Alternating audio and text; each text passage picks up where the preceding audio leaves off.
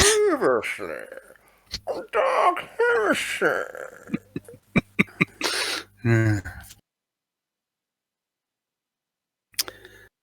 I don't know what that music is. That's not what normally comes on. Gaius tore the respirator from his face as the fouled air, thick with toxins and spores from the plague growths clustering on the floor of the cavern, finally clogged the filter enough to render it useless. Trantia followed suit, gasping for air. She could feel something, she said, a presence, like the one that came through in the mansion when her powers misfired, and in the Church of Flesh, where you fought Speyer. But this one here was building, growing stronger and stronger with each passing moment. She thought you might be running out of time. As Canny, Hannibal, Seraph and Trantia followed one passage, Vornus Crimson directed his men to cut through the bars blocking another, into a chamber where a huge, alien-looking stone head lay. Eric and one of the other troopers made short work of the bars with las cutters, while Gaius used, some might say wasted, his last frag grenade on a group of the dead safely locked behind bars, before blasting one of the many plague growths with a rare incendiary round from his shotgun, igniting the foul, corrupted plant. The growths were dangerous if you got close. That much was true, but that particular one was off to one side, out of the way, no danger. Why did Gaius blast it so? Is it because he knows what these vile growths can do? He saw similar things on 47 Capella from his vantage point in the cave, where first the Vector and then Kol Horgath, the Pestilent, tormented him for months. He knows the growths can bring corruption, the sickness that turns people against the blessed God Emperor, hallowed be his name, just like the soup can. The soup made in Camp 109, where the whole damn mess started, where the Scourge first appeared, before spreading their filthy word of the Grandfather to other camps across the world. The soup just like the one in Omar Endish's warehouse where Otto died. This is also familiar to Gaius. Perhaps he should be forgiven for acting erratically. Or perhaps it's none of these things. Perhaps Gaius destroyed the plague growth and the zombies just because he had been drinking for several hours without his colleagues noticing. The two groups met in the next chamber, entering from two different angles simultaneously and catching the cultists off guard. It seemed they had prepared an ambush, but the two-pronged attack of Mesmeron's team and the former soldiers of Vornus Crimson's 1st Tranche Regiment ruined any advantage they had. Vornus Crimson, King of Gantry, the General, some people call him. He told you his tale last night, as you celebrated victory over the dead that assailed Gantry, and mourned the loss of poor, crooked little Otto Krasmark. He told you how his regiment had been raised on the world of Land Under and sent to fight in the Margin Crusade, but never made it there. Instead, they were diverted elsewhere to another world, to quell an uprising of mutants. They had been massacred in the initial landing. But over 2 years, the survivors had managed to link up with other regiments, forming a ragtag band of men and women from a dozen different worlds. And Captain Vornus Crimson received a number of battlefield promotions.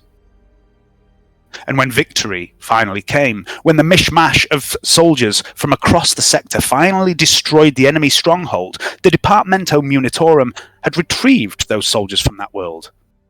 They were recognized as a new regiment, no longer an amalgamation of the 45th Land Under Bladesworn, the Mortressan Scythewinds, the 87th Malfian Guard. They were a regiment of their own now. Brothers and sisters whose bonds had been forged in the fiery crucible of war. They would go on to serve in the Margin Crusade, as had been intended, and a dozen other theatres of war. Slowly, the weight of attrition took its toll. The regiment was whittled down to a few dozen. But by then, those dozen were soldiers of the highest caliber, a small but elite unit. They found themselves here on Desilium 10 years ago, doing black ops work, real Vermilion-level shit, King Crimson had said. They had kidnapped men and women of standing, nobles from the 7 great houses of Desilium. They were not to be harmed. They were taken to a remote location where they spent several days in the company of an inquisitor, and then they were returned to their homes. King Crimson had never asked why. He knew better than that. For months this went on, until one day the Inquisitor stopped coming for them. No more orders were given, and the last handful of soldiers from that regiment, following protocol, disappeared into the hive, down into the depths, to the low places where scum and villainy lurks. No one would come looking for them down here. And they had found Gantry, a town hanging beneath the city itself. It reminded Crimson and the other Landrians of home. And so they took the town, and they made it better. They worked outside the law, yes, but what choice is there for such people? There is, of course, a difference between being a criminal and a heretic.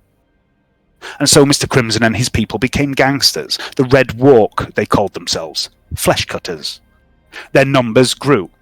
Decilium natives, lost off-worlders, anyone skilled with a blade was welcome. But despite this switch from soldiers of the Emperor, to dregs and scum, the inner circle of Crimson's men would always be ready to serve if the call came. They may now call themselves the Red Walk, but in their hearts, they will always be soldiers of the regiment forged on the world from which they take their name. They will always be the Tranche 1st Commando Unit. Canny took a burst of autogun fire in the back, his armour absorbing much of the damage, but aside from that, the Acolytes emerged unscathed from the ambush, and after cutting down the foul heretics, one of Vornus Crimson's men fell from a man they hadn't seen.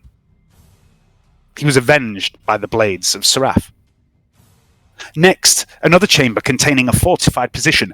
Canny hurled grenades over the barricades, and Eric lay down a barrage of heavy bolter fire, which brought the walls crashing down. Hannibal picked off a large, lumbering armoured foe with a foul-looking blade, dripping with filthy venom. A blade similar to the one that had felled Otto in the warehouse.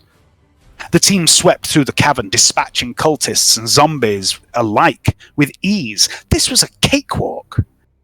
The wretched heretics were weak. No match for the Inquisition.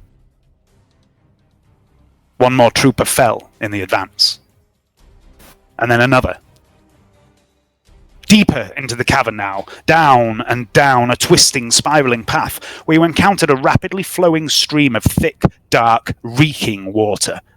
An offshoot, or perhaps feeder, of the Stygian Wash, the river of industrial runoff that brought you down here. A high ridge in the cavern was home to a number of cultists. Some leapt down to attack you, while others stayed up high, firing down. One fired a bolter, almost taking Canny's head.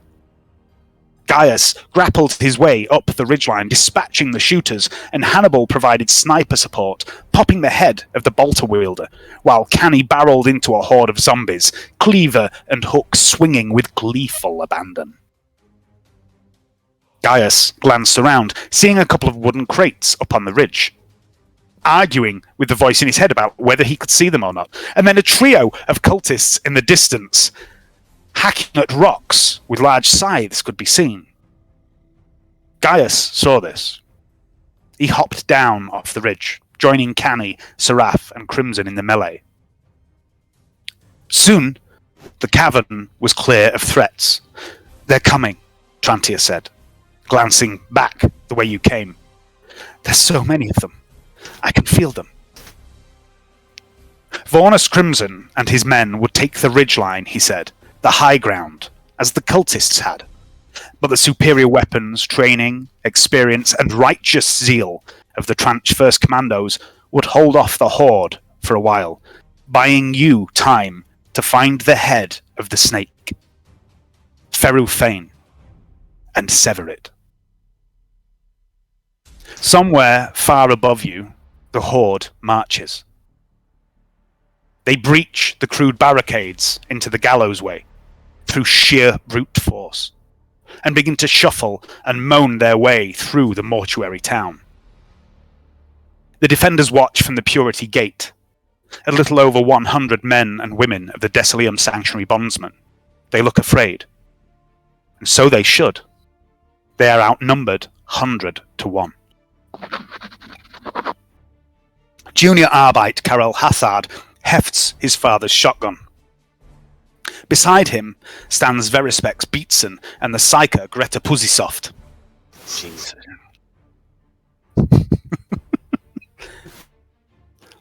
Name. They answered Gaius's call, and now they have begun to question things. Who is Gaius Mortalis? An Arbeit who seemingly comes and goes from the precinct as he pleases. And what is he wrapped up in down here? There's an explosion somewhere. The traps, pits of Prometheum, ignite. Otto Krasmark's plan to funnel the dead into kill zones comes into action.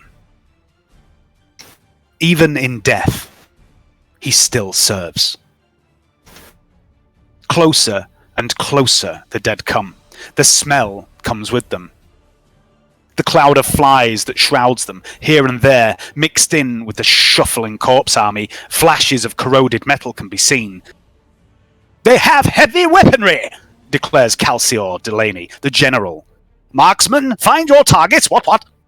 The snap hiss of lasfire, the bark of high-caliber solid rounds answers him. "There's too many, sir," yells Oath Captain Nils. "The dead are like a walking shield." General Delaney narrows his eyes and sets his jaw. He grabs the handset of the long-ranged Vox by his side. "Delaney, Alpha Prime 645 Beta," he says. "Receiving, General," replies a voice. 2-3 hours top, sir." The man's voice is hoarse, breathless. He sounds like he's running. "It might not be soon enough," says the general as he eyes the approaching horde. A flash of light, a high-energy discharge, a thick beam of lasfire lashes out from the crowd, striking the Purity Gate, marring its surface. The area where the shot came from is hosed down by return gunfire, but another shot from elsewhere comes from the crowd, leaving a blackened hole the size of the fist in the gate. "Las cannon, General!" someone yells. "So I see," replies Delaney. "Stand firm. Find the shooters. Bring them down. The gate will hold. The dead will not be allowed to pass." And out in the gallows way, the weight of the dead piling up in the dead chutes. Another relic of Otto's plan. Becomes too much. And the hatches burst open, and the dead begin to pour out. Discarded, unwanted corpses, thousands of them from across the hive, spill out into the gallows way and begin to stand up once more, joining the throng. The sanctuaries pale. They are doomed, they realize. "Hold the line!" booms the general. There's something in his voice, some weight, some tone that makes it impossible to resist his command. "This gate will hold!" Arbeit Hathard looks at the general. His voice has changed. The general looks at Hathard. "I said hold the line." Hathard nods and raises his shotgun. An implant in the general's head buzzes, a voice only he hears. "We have the tanks, sir. Withdraw into orbit. Are you ready for your extraction, sir?" The general speaks low so that no one else may hear him. "No, I'm not leaving. This gate will hold. Decilium will not fall." "Sir," comes the reply, "those numbers. The regiment aren't going to get there in time." "I know. But I have faith. Faith in the God Emperor and in his chosen subjects." The general reaches for a pistol at his hip, and then changes his mind, reaches into his storm cloak. He pulls out a bulky bolt pistol, and beside him, Arbeit Karel Hathard notices something as the general's arm comes up holding this weapon. Dangling from the grip of the pistol is a small icon, a stylized letter I, embossed with a skull, broken by 3 lines. "For the Emperor," mutters the general, as he fires into the approaching horde. Before we begin tonight's game, Canny, I would like you to make an agility test at -30. Easy. And I would also like you to make a weapon skill test at -20. That's how we begin. It's a good start. Let's get your shit rolls out of the way. Yeah. I'll be ready to roll some good dice by next game. Okay. Ooh.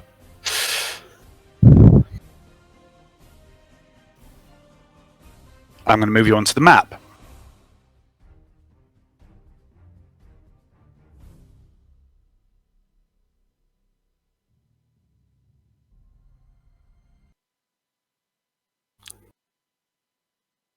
It's not what's supposed to be happening. What's going on?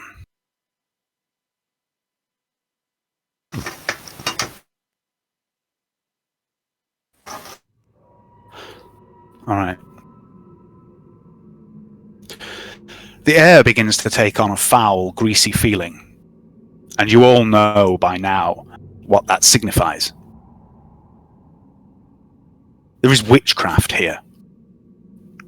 Trantia stumbles. She feels more than most. The body of the cultist with the nasty-looking sword lies unconscious at Canny's feet. The one who wielded the bolter lays slumped on the edge of the rise nearby, his weapon dangling down the rocky incline on a strap still hooked around his shoulder. Everybody make a perception check, please. It's sight-based.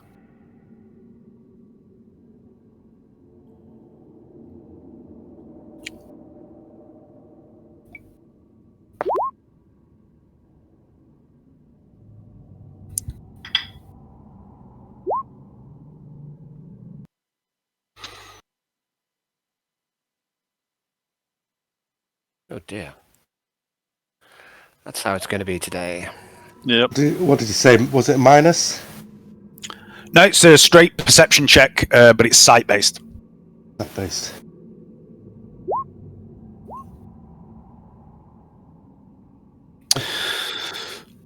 Hannibal and Gaius.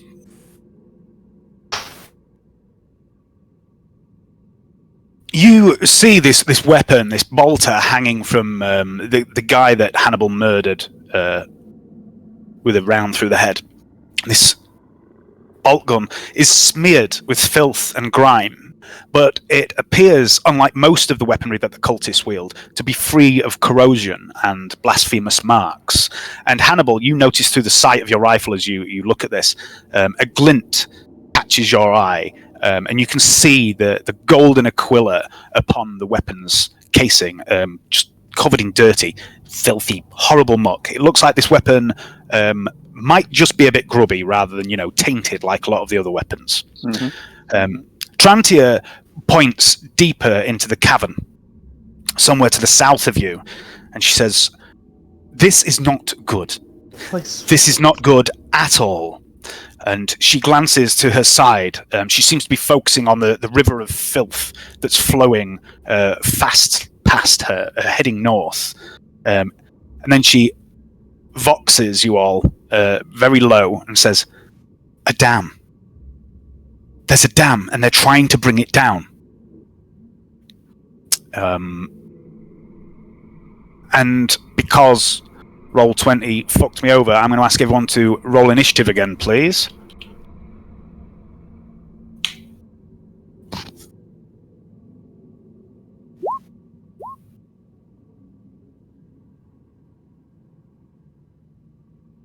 The fuck is Seraph?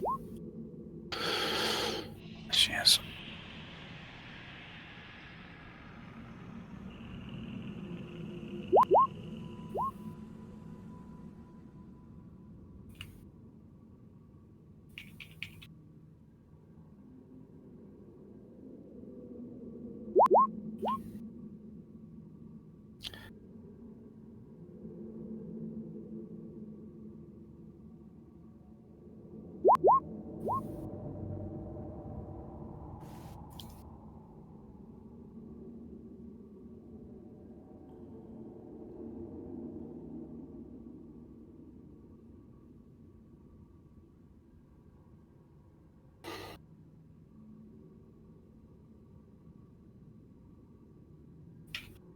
You there, Hayden?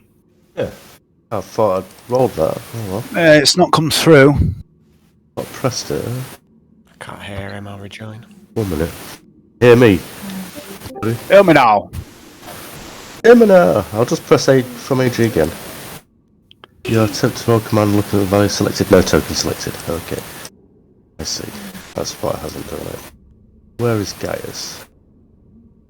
In the middle. In the middle of all that shit. It's all black for me. Oh no, I found it. I see it. Have a click on him. It's clicked on. Now I'll just do initiative. I've forgotten how to do this. There we go. He's in.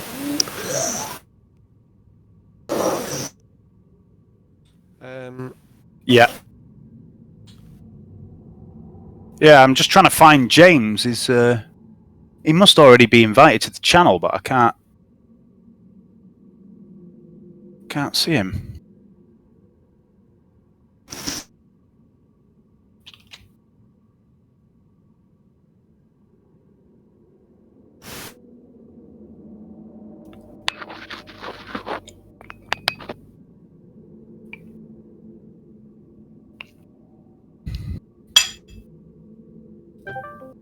What? No, how is that happening?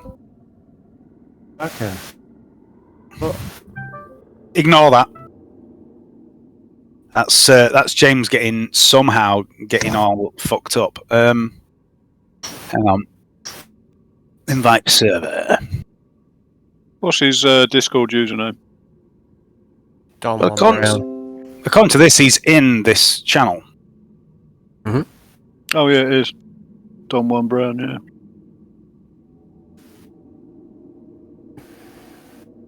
He's a member of the channel, he's just not joined the voice channel. Member of the server, sorry.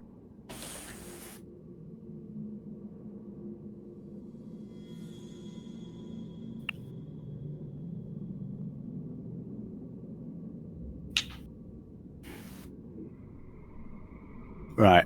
I've sent him an invite.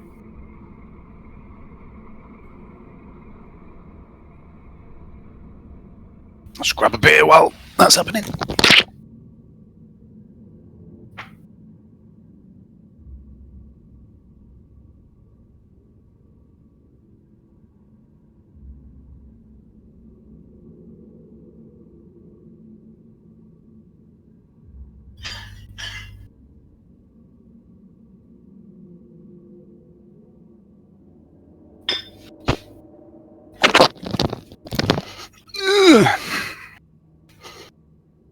Where is he?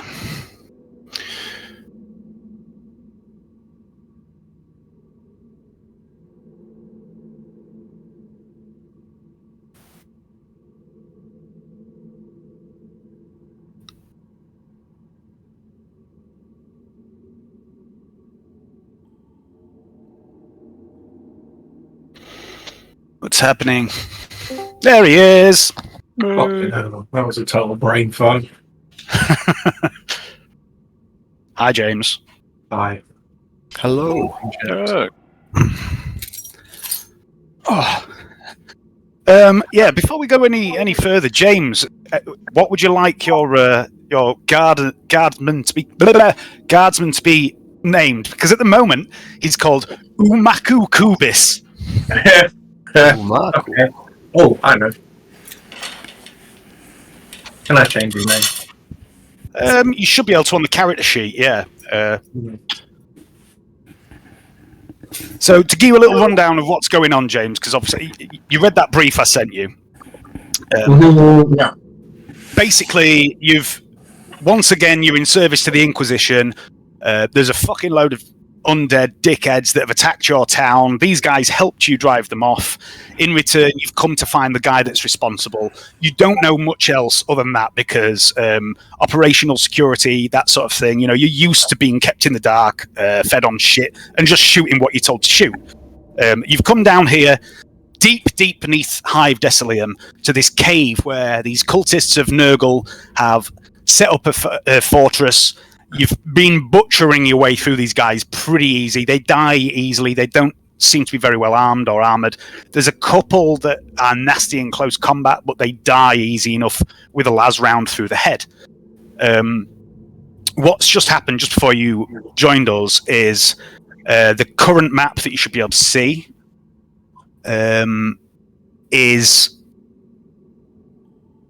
pretty much clear, but Trantia, who is this psychic woman, has declared that you are being followed. There are a load of the dead following you, coming from the north, heading this way.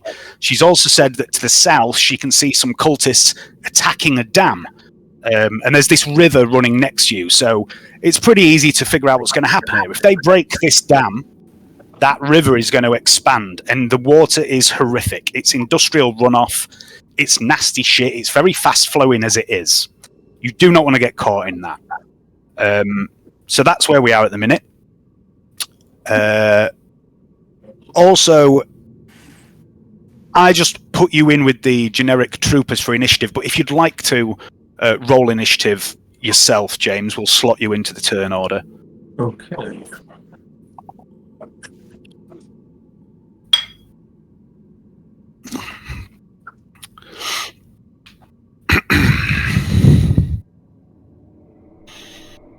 I'm going to have to get rid of that because that's going to fucking drive me mad. There we go.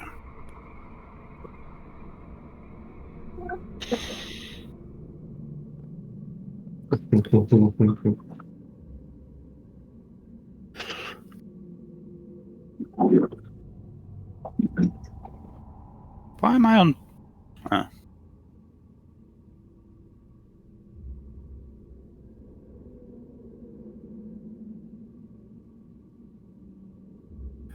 Excuse me.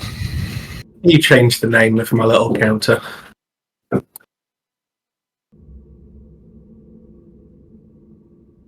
Has it not changed it? I know why. Hang on, I'll do that for you. It has changed who it represents. Okay. But it hasn't changed the name for some reason.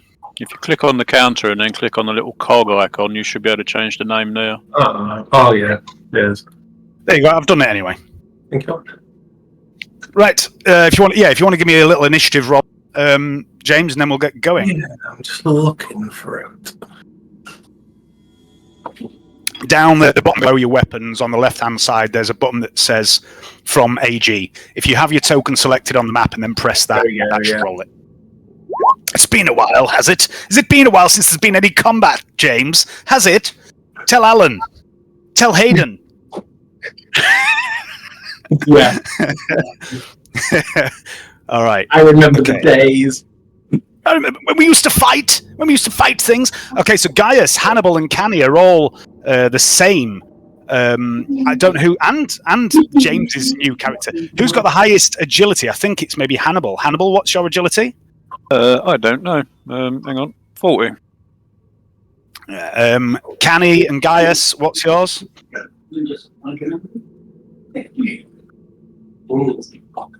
Alan, I can't hear Alan. Can anyone else not hear Alan? No. Myself. It's my agility. I think it's like 31 or 33 or something like that. Hello. Come on, Owen. Get off my... Right. 31.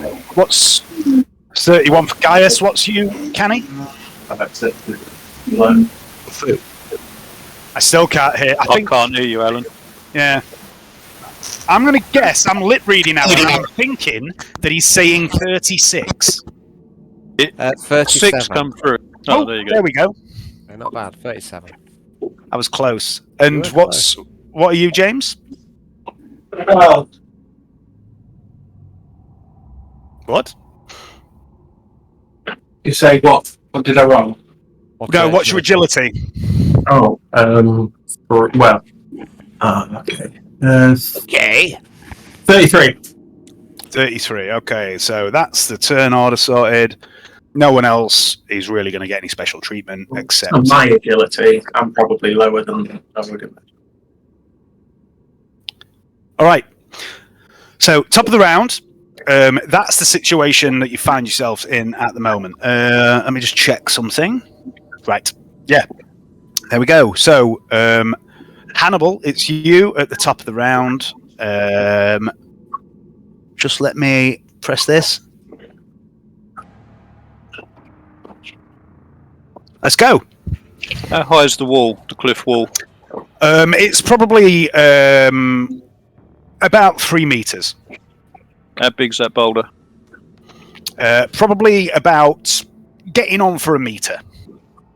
Could you use the smaller one to step up onto the bigger one to get onto the top there? You could, yeah. You can climb up the wall, or you can climb up where the boulder is.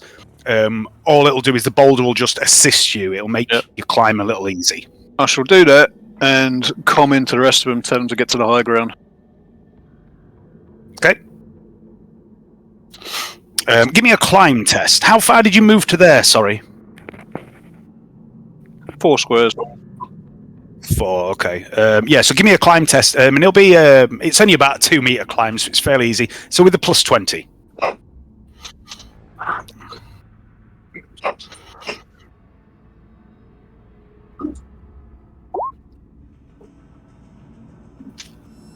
Okay. So you do get up onto there, but that ends your movement there. If you'd have passed, you'd have had a little bit more movement left. Canny, it's you. I think I am gonna make a run Okay. towards this dam.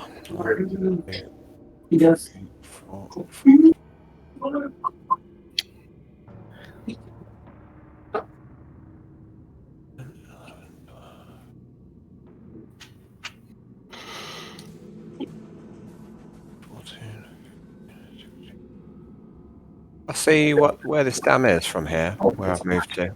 Yeah. Sorry. Yeah, it's a bit unclear because of the way I've done the lighting. Let me just see what you can see. All right. You see the 3 guys. I don't know. Oh, you should be able to. Yeah, that's odd. You should be able to. So at the top of these stairs, just south of them, sort of here-ish, there are 3 guys. And that's where the dam is. They're stood on top of the dam, hacking at it with these massive scythes, and they're starting to break off pieces of rock, and you can see the water starting to flow a bit better. I can see it. Dave, your infectors, they don't have an aura or a nameplate. Yeah, they haven't for many games, I'm afraid. I wish you'd told me sooner. I did tell you before, man. I'm drunk. You may be drunk, yeah, but I'm sorry. It's, I'm forever doing the same thing with them. I guess when you're on your character sheet, it's like you've got all your tokens on another screen, presumably.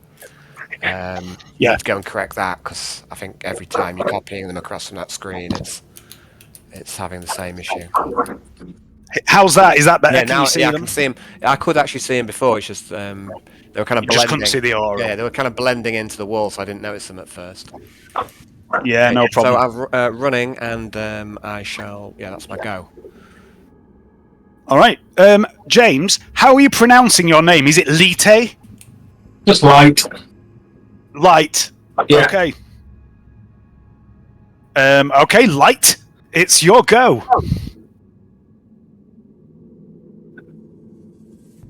Okay, so So just hang on. Just to clarify something for you. So you've heard Hannibal say about getting up on the ridge up here.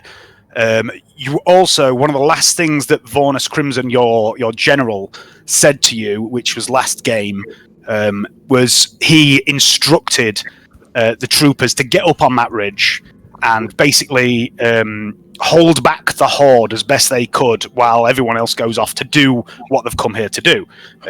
You don't have to do that, but that is what Vornus Crimson ordered you to do last game. this ridge. Yeah, you can climb up it anywhere. It's only about 3 meters high, so realistically you could get up there. It's just a little bit easier where those rocks are that Hannibal went up. But you don't have to do that, James. Don't. You've learned through trial and error that you don't want to be too close to those. Right, okay. They burst and they shower the area in spores. They're exploding which, space if you breathe them cabbages. in, Nice. yeah, pretty much. If you breathe them in, you end up with rot lung, like Otto had. But unfortunately, we never saw what would have happened with that because Otto died. And was eaten. And then was eaten. Yeah. Right, okay, 2 secs. So it's movement agility 2. Yeah, so 6. 1, 2, 3, 4, 5, 6, and then I'll climb up. Okay, what's your full move? Is it 8? Or It'll be 6, won't it? Won't it? oh, okay. I don't know what your stats are. I can't remember. Yeah, 33 agility, so full move 6. Okay. So if you move 6 to there, Yes. you can make the climb roll now if you'd like. Start climbing up, but you won't really gain much momentum this turn. What if I move diagonally to there? Or Yeah, that's pretty much the same Okay. move, isn't it? So you make your climb roll. You see as well this body, this preceptor guy. He's hanging over the edge of this ridge, and he's got a weapon hanging on a strap, a bolt gun that's very, very dirty, very filthy. But it looks like it might be serviceable. It looks like it doesn't look tarnished or corroded like a lot of the other cultist weapons are. It just looks dirty. What's that?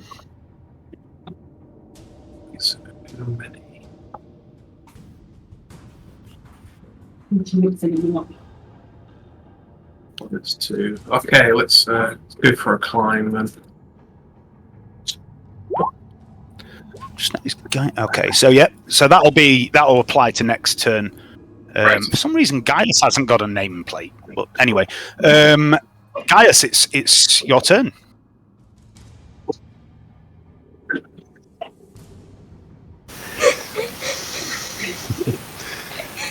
Let's see. Better run. To the bottom of the stairs, that's 50. Give you a point.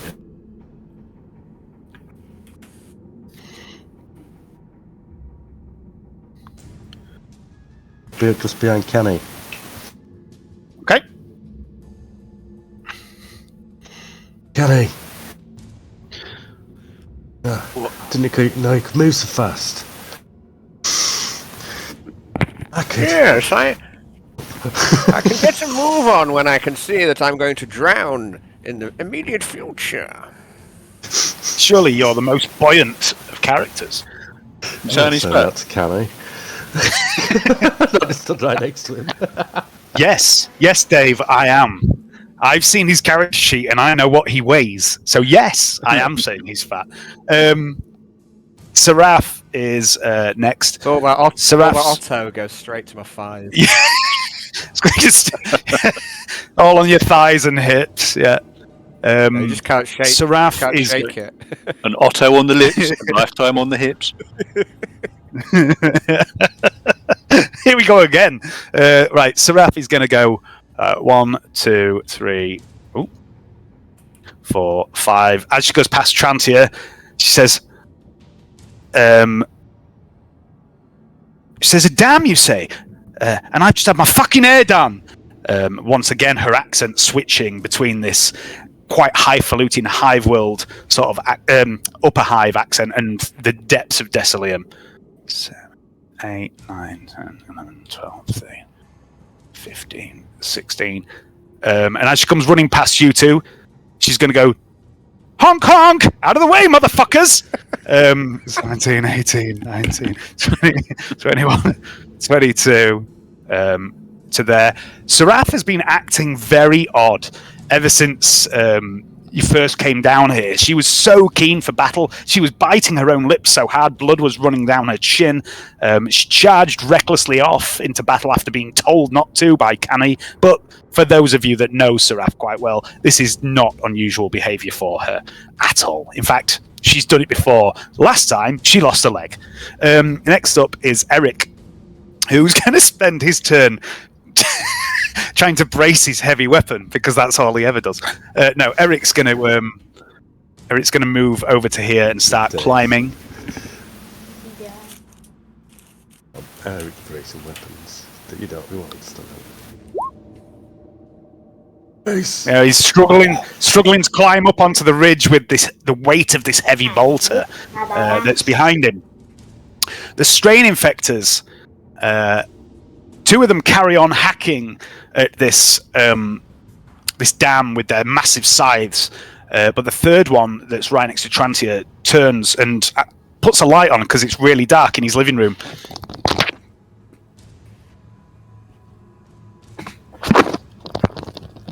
Okay, so the infector who now has a red aura is going to half action attack Seraph.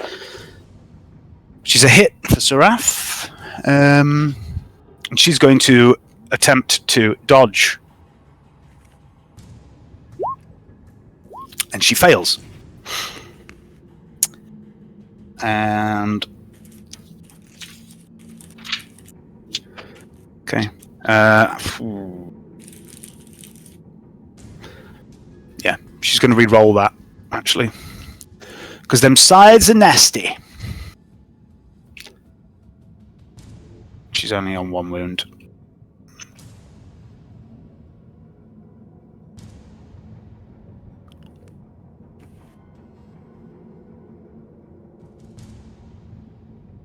Hello? What's Roll20 doing?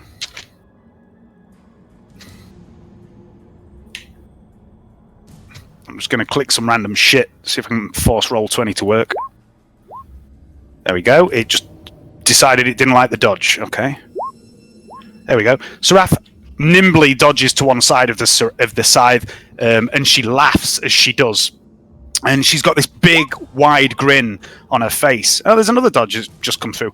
And Canny, as you are coming up the stairs, you can see Seraph grinning like a fool. She's enjoying this too much. There's still blood running down her chin, and her mask, her half mask, is loose. That's the infector's turn. Next is Vasquez, and she's going to join her men over here and start scrabbling up onto the ridge.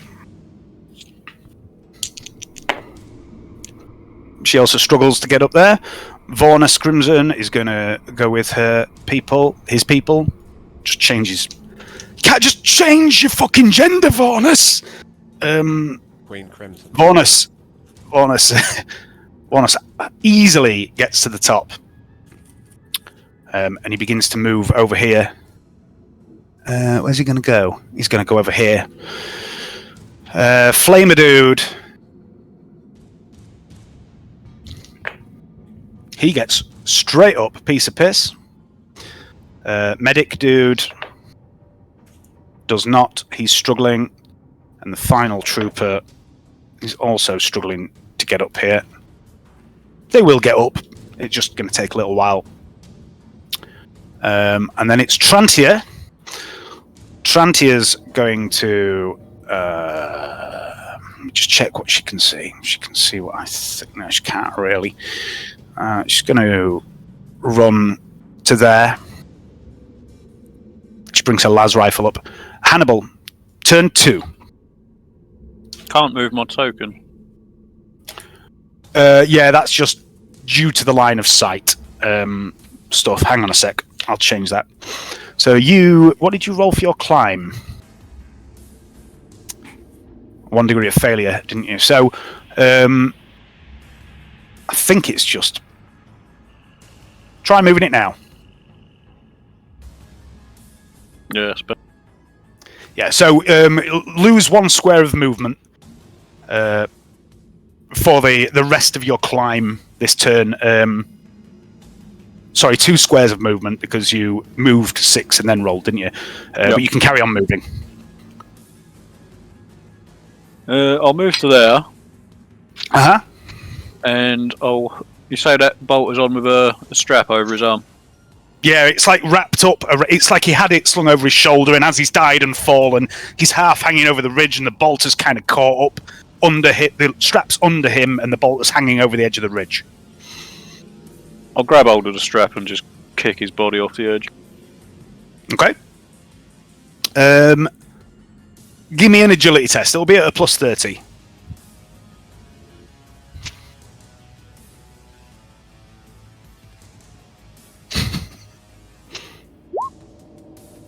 Yeah, no problem. You grab the bolter, boot the body, and it falls out of the strap, and you realise how slightly built this guy is and how frail he is. He looked like he was maybe in charge of this particular group, but there's hardly any meat on his bones. And as he falls to the ground, and his hooded robe falls back, it also lifts up, and you see his body beneath him, and there's just no fucking meat on him at all. He looks like a fucking like an Auschwitz survivor sort of thing. Anything hole in him, and he's got a great big hole through his head as well. Yeah, which doesn't help at all. Anything else, Hannibal? No, that's it this turn. Okay, Canny. So whereabouts these two infectors here on the dam are carrying on? Whereabouts are they? Can you just describe to me where they are, like on the map, or just describe to me how they're positioned? Okay, so they're basically stood. The dam is little more than piled up stone. Uh-huh. And they're basically stood atop it. One of them stood on the stones, hacking like overhead between his legs, almost as if he's chopping wood.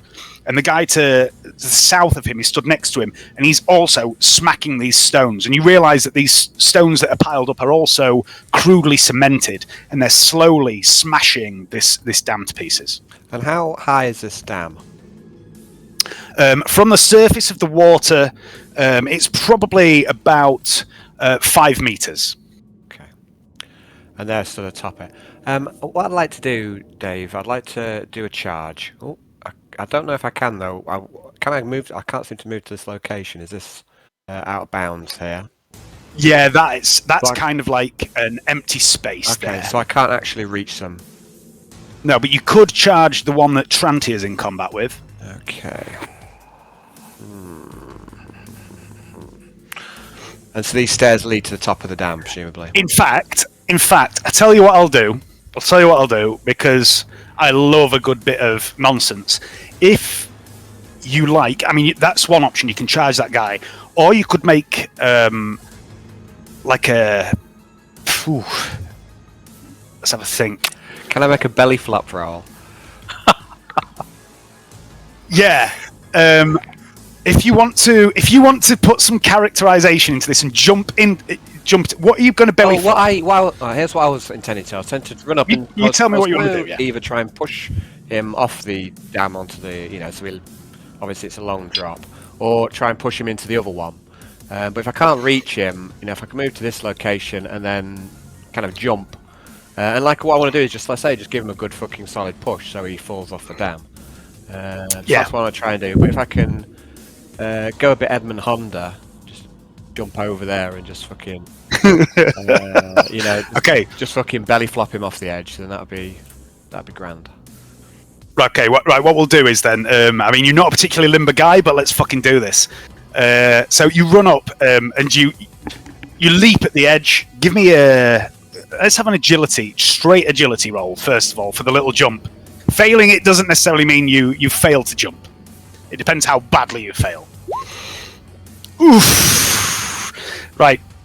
Okay, you leap, and I'm going to break all the rules here, and I'm going to put you into this interstitial space between two squares, and you land on here, but you land awkwardly, and some of the stones slip out from under your feet, and you teeter, and you lose your balance, you lose your momentum. You don't quite get what you wanted, but at least you haven't fallen into the water. And the infector who's hacking it with the scythe suddenly turns and looks at you, and his eyes go wide. You came out of nowhere as far as he's concerned, and that will end your turn there because of the failed roll. And all that extra weight ruins the dam. Wait. Wait. Light, it's your go. You're muted, buddy. I'm going to put the kettle. Yeah, that's a good idea. I really shouldn't have a fucking cup of tea at this time, but I'm going to go and have one. Don't be a coward! You've twisted my arm. I need to get some fucking... Well, you say that, but then I just sat like, trying to go to sleep. I've got to be up at fucking... How much? I'm sat there staring at the roof, you know what I mean? That's why that's why I don't normally have caffeine like after a certain hour, because I've created a shift. Climb, I've created a shift of fucking caffeine addicts at work that can't sleep because it'll get 3 in the morning and I'll be like, who wants a cup of coffee? And everyone goes, no, not for me. And I just sit there going, coward, until someone makes a coffee. Oh dear. I should just invest in some fucking decaf coffee. That'd be sensible, but... Yeah, that's another way of doing it. Yeah, all right, so I'll be right back. you do climb up there, Light, but that will end your turn due to the failure. Gaius Mortalis. Alright, back in 5 minutes, guys. Yeah, no worries. It's just me and you, Hayden. We can slag them all off. You're muted, by the way, Hayden. Now you're slagging me off and I can't hear you because you're muted.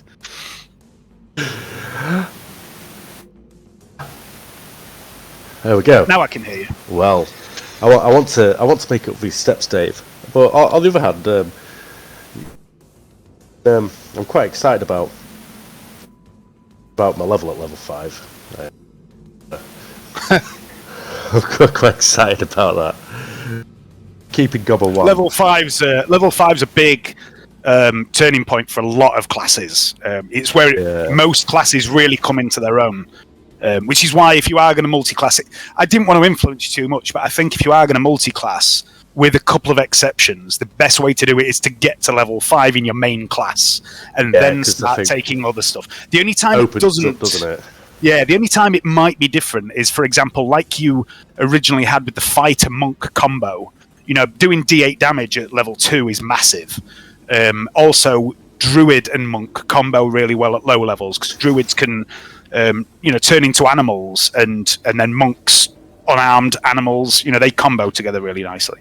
Didn't know whether to, because I still think Hex is really good, and what confuses me is because the unarmed bit, but on the other hand, if I went like a martial cleric, you get war cleric, you get a bonus action as a weapon thing. You can use it as many times as proficient with. So you can hit with your weapon again. You could use dedicated weapon, and it also makes proficient with longswords. I didn't know. So I don't know, but I quite like the flavour of punching stuff. And the thing is, I would have gone into it. I know you could do the whole thing, but I quite like cleric because it's got your own weapon sort of things. Instead of having to reapply your bonus, it's less damage, but it lasts for a minute instead. But you can cast that again, when you need it. But I mean, you don't have to reapply it because it's just constant damage. I quite like that. Clerics are really potent. I mean, ask Dave about. Dave plays a life cleric in our other campaign, and he is like fucking MVP nearly every fight. The stuff he does is fucking bonkers. He's the boss killer. I think one turn at level 5, he did something like 54 damage to, I don't know if it was a dragon or whatever it was, something quite nasty. And he killed something like 7 fucking zombies in one turn as well, without even rolling a dice. Clerics are fucking brutal.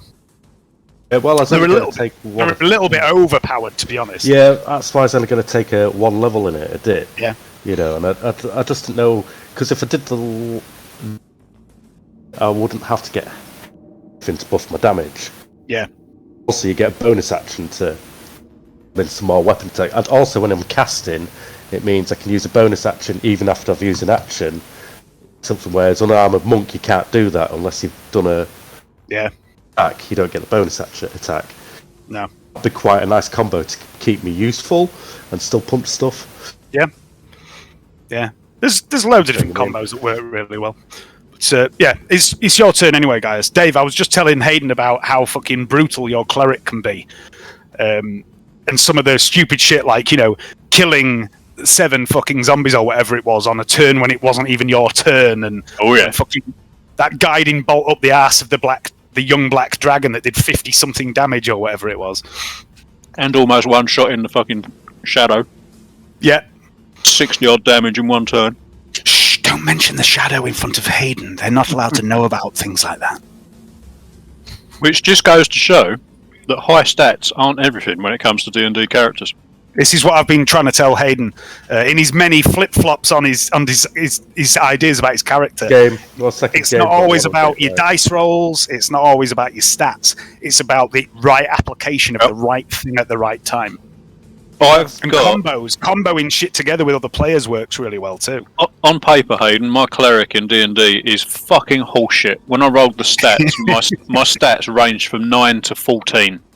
And I've done arguably the most fucking damage since the game started. You've killed, haven't you done the most damage on 3 of the 5 bosses you've faced as well? Yeah. On the ones I haven't done the most damage to, I've fucked them up in other ways. Yeah, and also, I think those 2 that you didn't do the most damage on was mostly because you spent a lot of the time on the floor. Yeah. Like the vampire, I think, fucked you up, didn't it? Yep. It was supposed to. It was designed to fuck you up, so... anyway, Gaius. That's what knowing your class and knowing your abilities and knowing your spells and shit does. Yeah. Right, Gaius, that's the other thing about this other game, this D&D game. Everyone's like still learning the game. They're only fucking just level 3, so yeah. You know. Gaius, have you charged up there? I've charged up there, and is there any way I can get round Canny's mass and ram my shield at this? Can I jump off Canny's back? Canny's a tall guy. You know that would not be easy. He's stood at the same height as you. If you were to try and barge past Canny... No, I know. Gonna charge up there, log arm as a grapple to pull one of the guys towards us into the water. Okay, which one? The one closest to Canny or the one furthest away? Because I can reach the one furthest away, I'll try to get the one furthest away and hopefully it'll knock into his mate. Take his leg out from underneath him. It's going to be a trickier shot to get the one further away because there's Canny and the other guy intervening. Right, I'll go for the one nearest, and I'm going to aim for his ankle. All right, so it's point blank. It's a single shot, so that's plus 40. But also there is intervening Canny, so I'm going to put a minus 10 on that. So plus 30 in total for the go gadget hand. Go gadget hand. Cold so shot plus if you're going 30, for the yeah. ankle. Cold shot if you're going for the ankle. Plus is that 40. Right? Oh yeah, if you're going for the ankle, it's another minus 20. Actually, no, I'll just go for him then. Okay. Grab him. Let's see where it gets. Thank you, Alan. Let's play guess the flavour that Alan's eating. I reckon original, ready sorted. I think they're quavers. Did you say minus 40, Dave? We need a few more participants to make it a bit more spicy. This wager. Plus 40, yes, Hayden. It's plus 40, but it's also minus 10 for intervening Canny, so plus 30. Yes! That's a natural 1. That's a critical. Hayden, tell me what you want to do with this guy. I'm going to latch on to his balls. With my mechanical hand, because I won't to feel it, will I? All right. Latch onto his balls and drag him into the water. Onto his plague balls. Okay, so you fire the mechanical hand. It extends out only about 1.5 meters or so across onto this dam, grabs hold of the genitals of this strain infector as he stood like this with his scythe. He stood straddling the dam, scythe up in the air, and the hand grabs him in the crotch, and you hear this as you squeeze, and you pull him off the dam, and he tumbles down into the water. Are you letting go as he falls? Yeah, but that's a really good grip. It will do some damage to him emotionally. It really doesn't matter. He falls and he bangs his head on these rocks that you can see, and you hear this sickening crack, and the skull splits open, and this tainted black blood soaks out over the rock. as his lifeless corpse drops into this river. And instantly, as he hits the water, you hear this hissing noise, and you smell burning flesh, and you realize that his robes and his flesh are beginning to dissolve in the water. Well, nice one. That's what you get for a natural one, guys. That's brilliant. Seraph. Now you got to guess the flavour of Alan's crisps, Hayden. Yeah, what's Alan's crisps?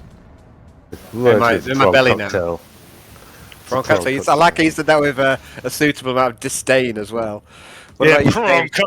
What about you, James? Have you got a gamble on the crisp that I've just eaten? You're muted, buddy. He's still muted. Still muted, mate. It's always Pickled onion. Pickled onion. I've just polished off 2 bags of smoky bacon Walker's crisps. Smoky bacon. Bacon. Strong You're choice. welcome. Yeah. Anyway, Sweet steak, come on. yeah, there should have been like a free fate point or something, shouldn't there? Seraph is going to. Seraph's going to attack this guy. She's going to do everything she's got. She's going to, pull out all the stops. How many times is Seraph going to miss? She's going to lightning attack. All of the time. None of you are giving her advantage.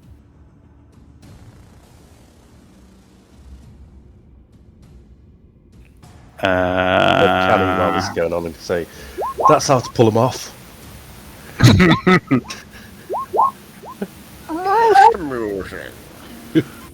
You got Nurgle's knob rot now, though. It's not my real hand. Only one miss. Seraph's doing well tonight, look. Was that the stranger? It's a stranger, yes. I like the stranger. Okay, the Infector manages to parry one of the blows from Seraph with his scythe. He turns her blade away, but her whirlwind dervish attack as she laughs gleefully. Canny, you think she might have taken something else since last you asked her? She's holding out on me, isn't she? 3 of them hit, and she slices this guy into 3 pieces, like head and one shoulder, middle torso, and legs all fall to pieces in different directions, falling into the river, and they begin to dissolve instantly. And she looks at the head and shoulder that lands near her feet as it begins to melt, and she goes, "Looks like Dad." Eric. Eric's going to continue his climb. Eric, brace. Eric's Bracing. finally climbed up there. He's going to start bracing next turn. It's the Infector. The Infector takes one massive swing at the dam upon which Canny is stood. And he hits it, which would be embarrassing if he didn't. He cracks the rock, and a big chunk of rock spews out. Canny, I would like you to make an agility test at plus 30.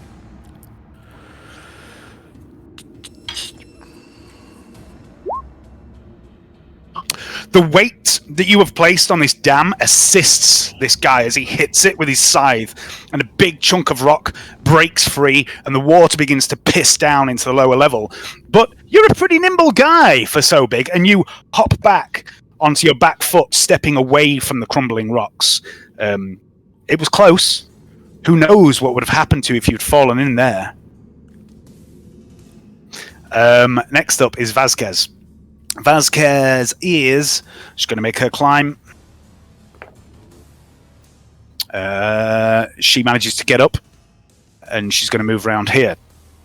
Vornus Crimson is already up. He's going to provide assistance to the trooper that isn't up yet. The Flamer is already up. The Flamer's going to move. He's going to run to here and set his Flamer pointing at these stairs. The medic is also struggling to get up, but he does eventually. And the trooper gets plus 10 from Vornus, still fucking screws up climbing. I'm going to move Vornus. Okay.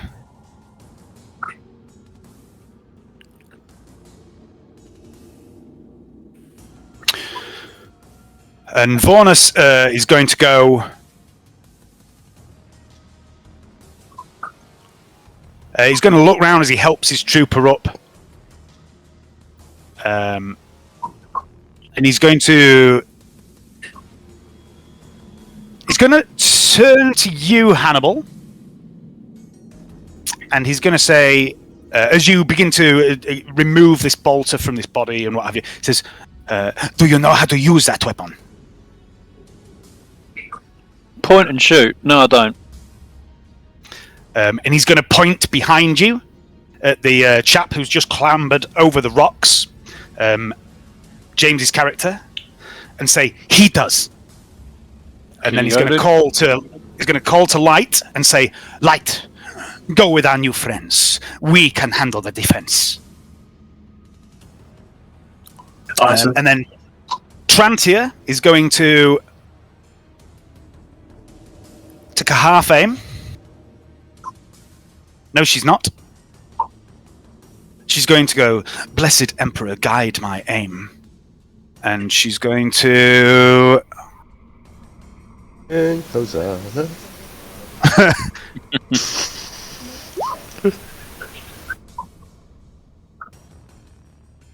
She's going to cast Unnatural Aim.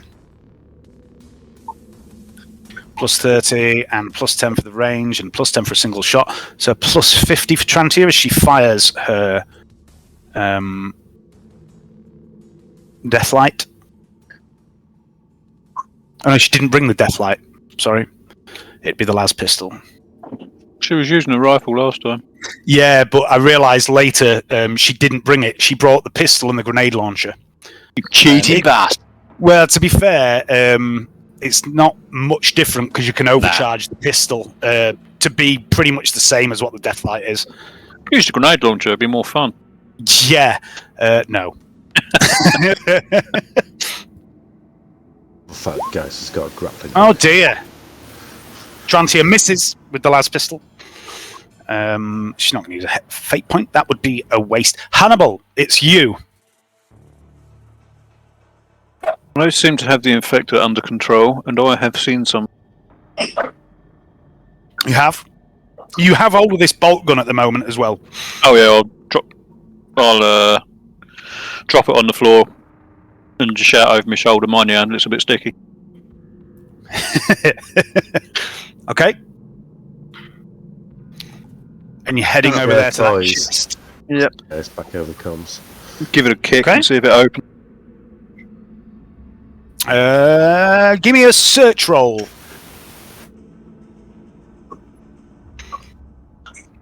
Oh yeah, I do know how to use a bolt rifle. Yes, you do. It's almost like this was set up for you to have some fun, James. It's a fucking fix. All right, you kick open this box, Hannibal, and inside you can see there is a lamp pack, like a weapon-mounted lamp pack that can be clamped onto pretty much any firearm, and also what looks like quite a large device, maybe like A3 paper in size, like a metal tablet with what looks like a microphone assembly or a Vox assembly built into it, and a strange quill on a little mechanical arm. And I'd like you to make a tech use test. If you don't have tech use, then just roll a D100 and compare it to half your intelligence. Just seeing. No, I don't have.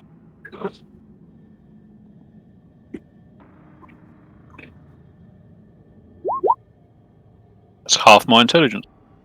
Well done. This is an auto quill. This is a device that can be used to, you attach parchment to it and you dictate to it, and it writes in beautifully flowing script onto the parchment. It's the perfect device for, say, I don't know, a little crooked-backed nerd who loves data. If only there was one around right now. If only, and that crooked-backed nerd actually had one of these, but somebody stole the quill off it.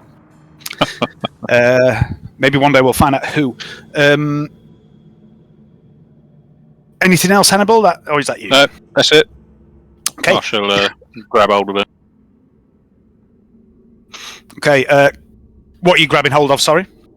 I'll grab hold of the lamp pack. All right. Canny. Okay, Dave, that position where I'm at the minute, do I need to move to attack this other infector, or can I reach him from where I am? I'm going to say no, because you're a little bit in between, but I'm going to put a -5 on the attack. Okay, so what I'd like to do... Little Well, bit of a stretch. what I'd like to do is I'd like to grab him. I'd like to grab the scythe he's got and use it to kind of chuck him off the edge, or if he lets go of the scythe, fair enough, but if he doesn't, chuck him off the dam. That's what I'd like Cool. to do. Let's do this as a grapple. Let's do this as an Yeah. opposed strength test. Mhm. I'm going to say You off. -5, okay? Yeah. Oh, that's pretty shit. So I'm gonna use a fate point. I'm sick Okay. of sucking. Oh, sucky. That's it. Better. So he made his roll as a little over 2 degrees. No? Yeah, a little over 2 degrees of failure. So yeah, you grab him. Which way are you hurling him? Well, it's like I say, off the dam. So kind of. Okay. So he falls. That 5 meters is the plan. He flies off into the space between these rocks, and like his companion earlier that Gaius chucked to one side, he plunges down. He narrowly misses the rocks, but he lands in the water, and as he falls, he screams, "But we brought you gifts!" and then lands in the river with a splash and begins to scream, and as he bobs up and down in the water, and you can see him dissolving, and it's like, you know, Who Framed Roger Rabbit, where the villain at the end is in that fucking thing of goop. He's just dissolving slowly and screaming, and he's dead. Not as bad as the shoe that he puts in to test it. Oh, don't, James, fuck off. That shoe and fucking Artex in the never-ending story, fuck right off. Yeah. Okay, no. Swamp and Artex. Arrow. No, shut up. Hayden, shut up. Do not bring that memory back. That memory. That's locked away behind some serious mental barriers, and it is not coming out. That shit never goes. It never goes away. It nearly happened. It nearly happened in the D&D campaign when fucking Claus tried to name his horse whatever the horse is actually called, and I called it Artex, like the stuff on your ceiling, just so I didn't have to think about that. It's horrible. Do you know that was a real horse? They really did that to that fucking horse. Yeah. It's awful. Look in the general text journal. No, I fucking will not. Look, I don't like. You're a bad man over Dave. I don't like horses. I fucking do not like horses, but I don't like seeing animals suffer even more. Artex down. Okay, the last of these guys is fucking toast. There's really no reason to stick in an initiative order. So at this point, I'm just gonna ask those of you that haven't done anything this turn what they're doing. Trantia's just gonna catch up with the rest of you. Reloading everything. Yeah. So Light, Hannibal has dropped this bolt gun at your feet. Vaughnus has ordered you to go and assist these new companions, these members of the Inquisition. You do know how to use a bolt gun. Would you like to take the bolt gun? Oh, yes, please. Okay. Turn you on, Light.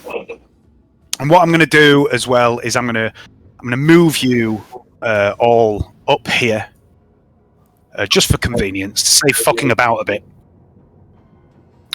I'll take the auto quill as well, Pigs, while on there. Yeah. Yes, if you want to add the lamp pack and the auto quill to your inventory. James, if you want to add a bolt gun to your inventory, I'll put the stats on for you. Okay, then. I don't know if you've seen what I've done with your weapons, by the way, James. I've put different profiles for each mode. For your las rifle and also for the falchion if you need it. If you fire the las gun, delete one off each of the 3 profiles for the ammo count. And that'll keep it right. Right. Okay. Okay. While I'm sorting this little mess out, I would like everyone please to make a roll for me. And it's going to be... hang on. First of all, Crimson says, Vasquez, get the men up on that ridge, cover that entrance, overlapping fields of fire. You know the drill. And he's going to walk over to the rest of you and say, I won't say it has been a pleasure to serve once again. And he looks around at the stinking, filthy, twisted, pox-marked cultists and the butchered remains of the rotten dead. And he says, but it has been an honor. The moans of the dead grow louder as the 1st Tranche Commando Unit set themselves up on the ridge in position, covering the entrance to this cavern. We will buy you some time. Go, find this son of a bitch who has brought ruination upon us. Make him pay. And he moves to join his men, reloading his bolt pistol as he goes. And he pats you on the shoulder light as he walks past you and says, this may be the last time we speak. If it is, know that it has been a pleasure to serve alongside you all these years. Bring the Emperor's judgment down upon the heads of these heretics. I'll grab him and call it like an arm grab. I'm really disappointed you didn't say big bear hug. So like a warrior's grip handshake. Yeah. Well, okay, and he receives it. He pats you on the shoulder, and he looks you dead in the eye. And in that moment, 15 years of service to the God Emperor and to this man flash before your eyes. And I would like everybody, please, to make a toughness test. And if you're wearing a respirator, you gain a +20.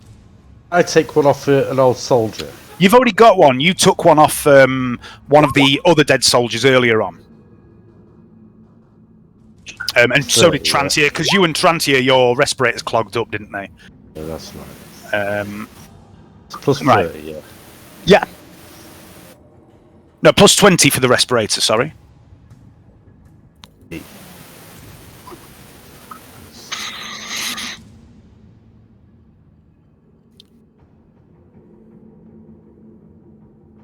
oh, I do. I had this bolt gun stat ready, and now I've lost the fucker.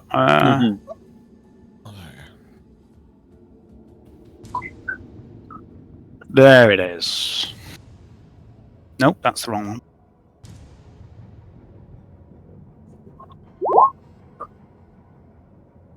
Sweet.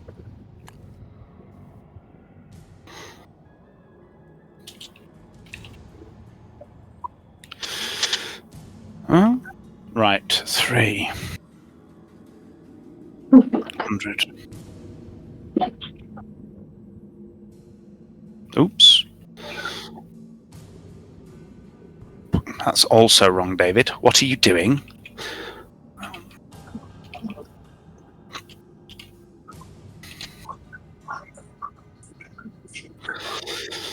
Explosive pen 4. It's had 1 round fired out of its clip, by the way, James. There is no spare ammo. You should see it on your character sheet now, James. Okay, Canny. You take 2 points of corruption.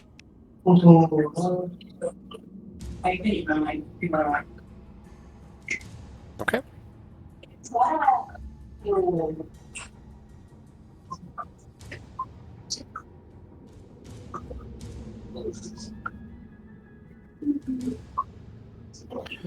This is Seraph's test. And this is Trantier's. Seraph is not wearing a respirator. The choking dust, the spores don't seem to bother her too much.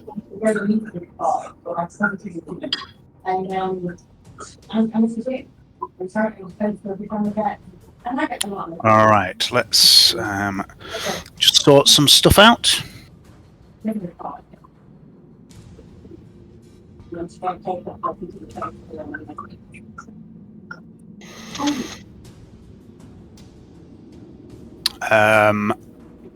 Okay. Before we go any further, I'm going to go for a quick wee. If anyone wants to take a couple of minutes before we go into the next chamber, now's a good time.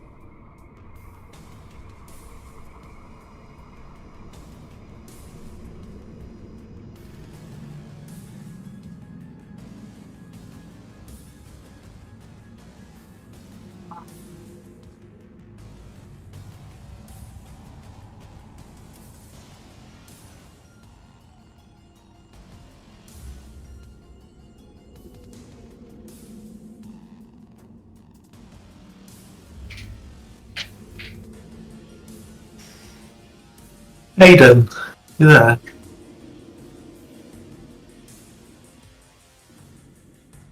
No, he's not there at the moment. No worries. And I'm back. Playing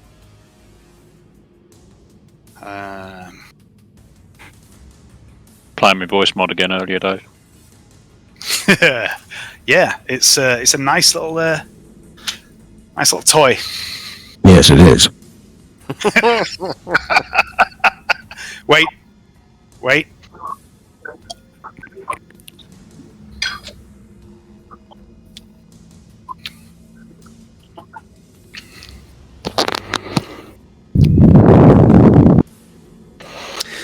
All right.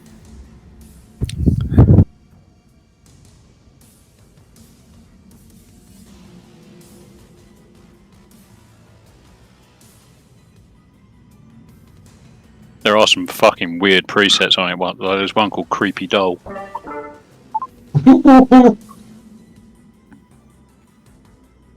Speaking of voice mod, where's the? Oh, it's not working. Why isn't it working? Why isn't it working, Dave? I don't know. It should be working. Sure, shouldn't it, Dave? Oh wait, I'm plugged into the wrong headset. That's why. Hang on. Why isn't it working, Dave? I bring you gifts. More of that later. Oh, so creepy. Right. The space trooper might as well. Jesus Christ, what's happened? What's happened, Dave? I've created a feedback loop. Make it stop. There we go. Right. Okay. Wrong map. There we go. All right. What I would like you to do now is the 6 of you that are proceeding onwards into this cavern a little further, across this rickety bridge or whatever you want to do. I'd like you to just put yourself into some sort of marching order behind the green line.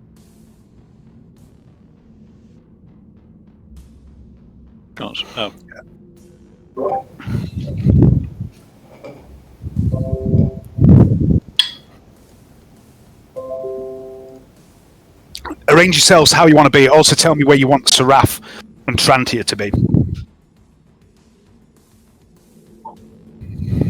Seraph would probably want to be down the front. Trantia should start at the back with me. Oops. Can you lower your mic a bit, Pigs? You got it stuck up your nostril. Yeah, sorry, I just knocked it. Okay.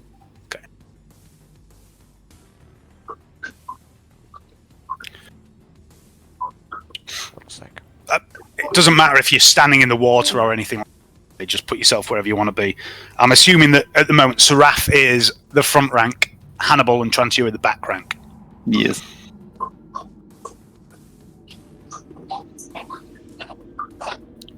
A big shield though, aren't I? Really? Does that mean I should go first? Oh, You are the meat shield. and the meat shield. Canny's the meat. Oh, what's happened to my screen? They've all gone black. Oh, come on, Heresy, don't die.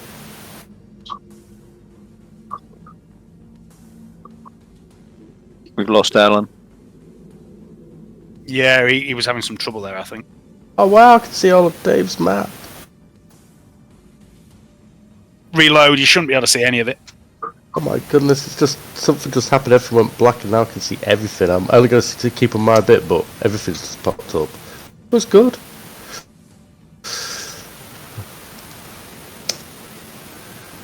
I can see a plague Reload. cabbage. There's loads of plague cabbage. Can't see anything. It's shadowy. So what about you, Weird, Light? Are you staying where you are in that marching order?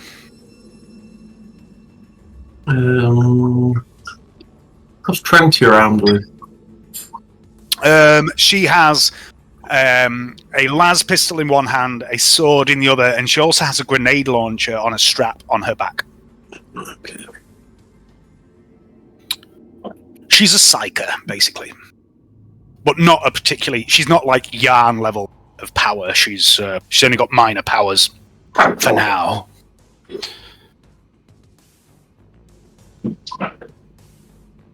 Yeah, I'll go to there. Okay, let's just see what's going on with Alan.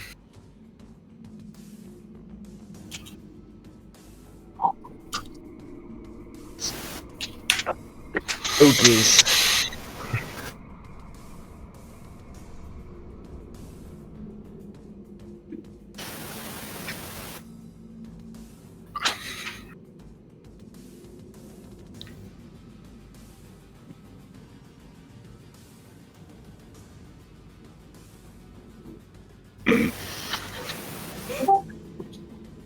Here he is.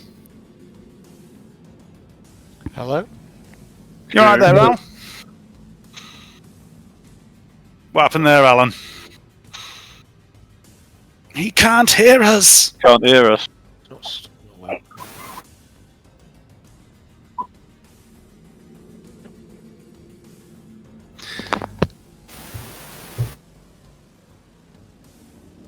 The Lord is hanging around in caves. Around in caves, me. Caves. Hello, can you hear me? Place to be. I can Yeah. hear you. Can you hear Yeah, I us? can hear you now. I put voice mod on, play around with voice mod. I just had gave my system a total epi. Yeah, it has a habit of doing that sometimes. It does. I put it on my laptop once, and my laptop didn't run for 3 days. Unfortunately, yeah, I'm quite tempted to buy it because It there's a works. certain thing I want to do on a certain game, and I think it'd be really good to have it. It ass. does work really well, but it's you have to remember what it does to things like Discord, or it causes problems. Yeah. All right. So where do you want to be in this marching order, Canny? Gaius and Seraph are up front. Trantia and Hannibal are at the rear, and Light sort of milling about midfield, just behind the up front guys. But yeah, I mean, I want to be as close to the front as I can get. It's not a problem. There's no like limit, so you're not in the water. But is everyone happy with that as a marching order? Yeah. Well, I. Okay, so if you want to swap weapons out or anything like that, reload weapons if you can. You can also do that during this time. It's a matter of seconds to do that, so it isn't going to be a big deal. It's Bolton time. Okay, and then I'm going to take a little liberty. Sorry, Al, what are you going to say? I was Something? just going to say before we continue, I'd like to drop some slort that Seraph gave me in the last game. She gave me some appendages. She described it as slort on steroids, and that's what she said she was on. And she's perhaps taken more stuff since then. But I'd like to drop that, whatever that is, before we continue. Okay, so you gain. Roll 2d10 for me, please. I'll make eye contact with her as I knock it back. 5.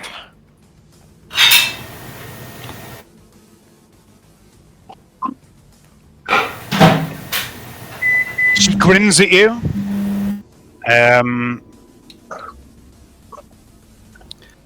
As with normal slot,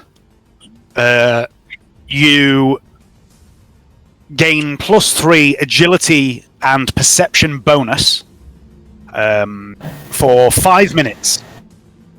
So basically, your movement gains an extra 3. Okay. Also, your perception bonus is boosted. I don't really know how that would be particularly useful, apart from in very unique situations. But with Super Slot, what you also get, you gain +20 to dodge or parry. Nice. Super slot. Also, on the start of your turn, you have to make a willpower test, straight willpower test, or charge into the nearest enemy. Fantastic. And that's why Seraph was like chomping at the bit last game, basically. She passed her, I think the first time when you were telling her to calm down, she passed a willpower test by like next to nothing, and that was with a bonus from you trying to talk her down as well. Okay, so what I'm going to do, I'm going to take a little liberty here, and I'm going to move you as a group to here. You're not in the water. This is just a bit of, visual so you can see what's going on. So at this point, the gap narrows to one person wide. Who's going first? I'll go first. Okay. Canny or Seraph next? I'll go next. Okay. I'm just going to make a conga line. Seraph's going to follow. Trantier or Hannibal at the rear? I'll take up the rear. Because I can rest the fucking barrel of my rifle on Trantier's head.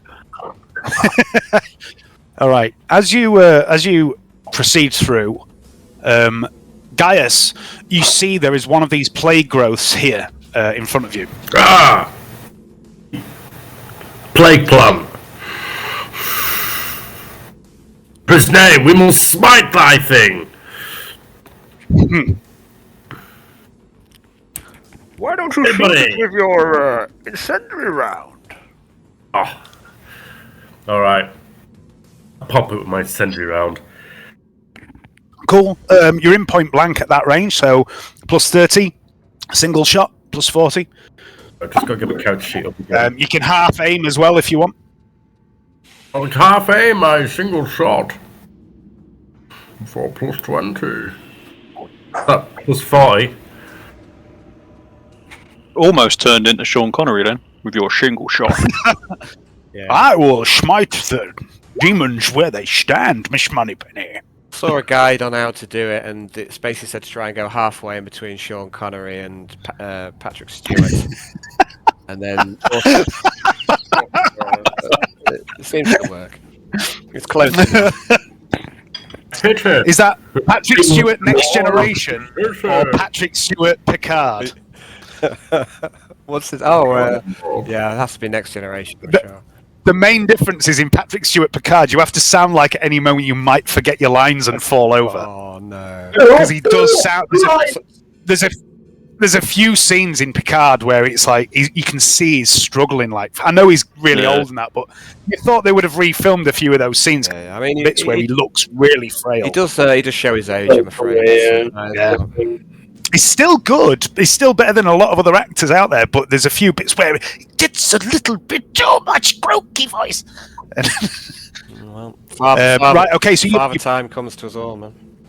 It does, yeah. It's come for Patrick you blast the plague growth. It's going to try and dodge. No, it's not. Roll damage. He's 82. Yeah. He's doing better than my fucking granddad, who's 86. So Yeah, he's I don't think Patrick Stewart's a massive racist either, which is always a bonus.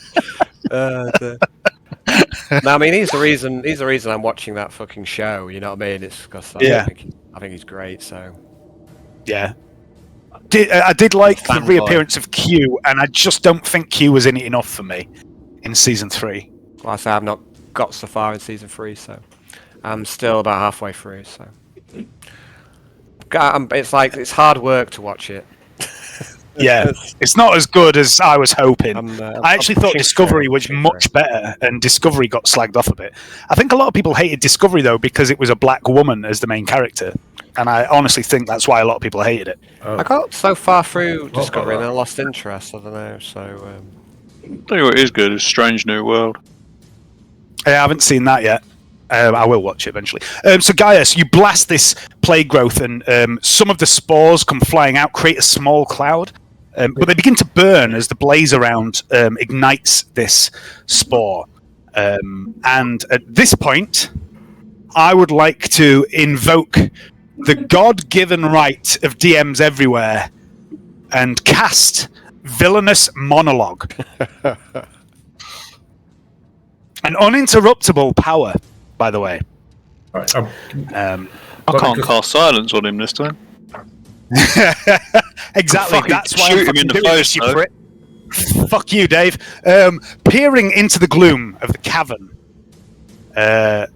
before you, you see a handful of figures clad in the familiar filthy robes, barely visible in the light of a low burning fire.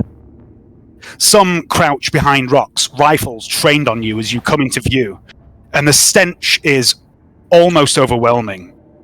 Rotten flesh and filth and shit. And there, standing before a stone altar at the far end of the cavern, is a figure in tattered finery. He holds in one hand an imperfect black orb, which you imagine was once perfectly spherical, but no more. And he chants in a dark, foul language. Dark warp energy swirls around him. "They're here, Lord Fane!" cries a voice from one of the cultists. A man with an unhealthy pallor about him, which goes beyond that of the other cultists. He has the air of a psyker about him. "The intruders are here!" he says. The figure holding the orb pauses in his chant.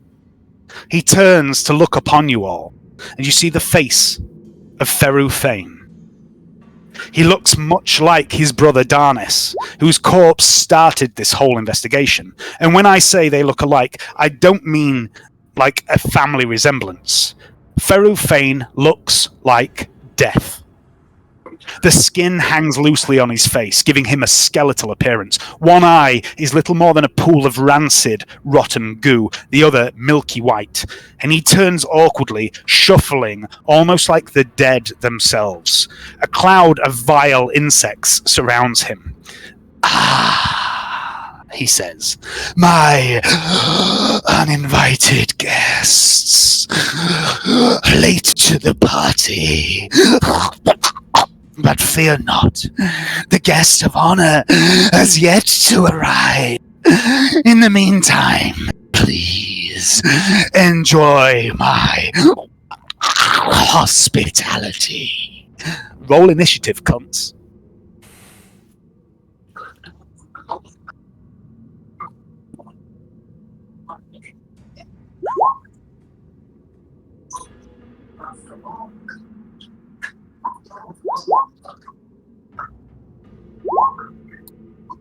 Could I get that message off while he was doing that, Pigs?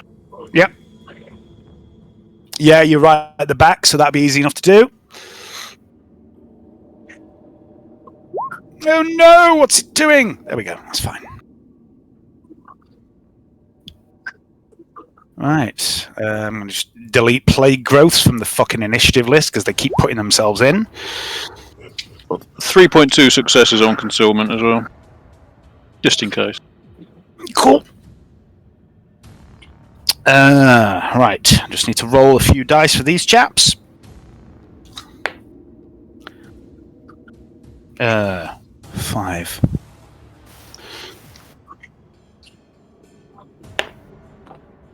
Um, 11.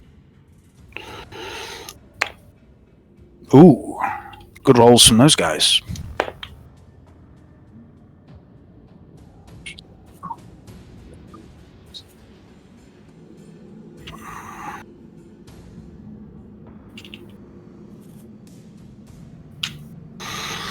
Everybody rolled? Believe so. Okay, let me just check some shit. Hannibal and Seraph. Seraph will go slightly before Hannibal. Right down the bottom. Gaius, what's your agility, please? 36, was it? Or 31? Okay, Ferril goes a little bit before you. Trantia at the end. Okay, just let me do something else.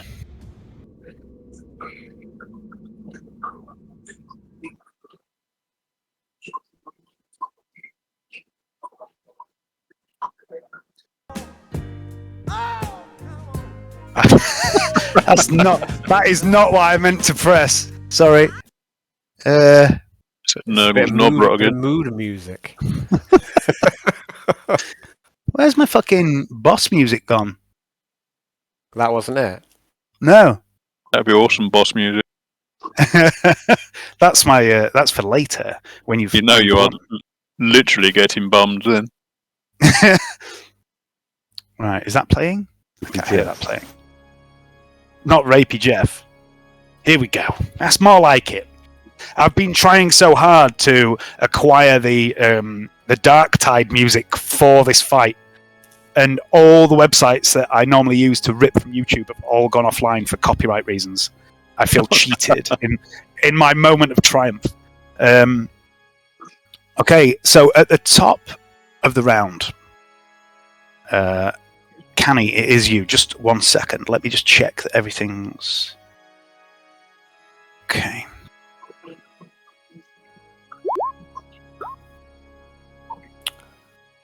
Oh dear, this was not the right time to use the super slot.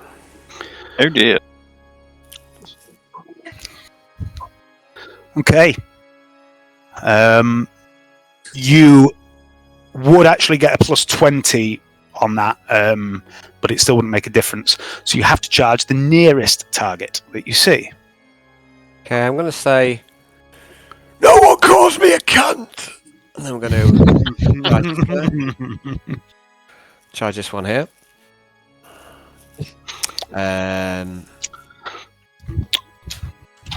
It's a go for a meat cleaver hit, berserk charge. That's a good hit. Just going to try and dodge that. Does not. Yeah, this doesn't look a good place to be.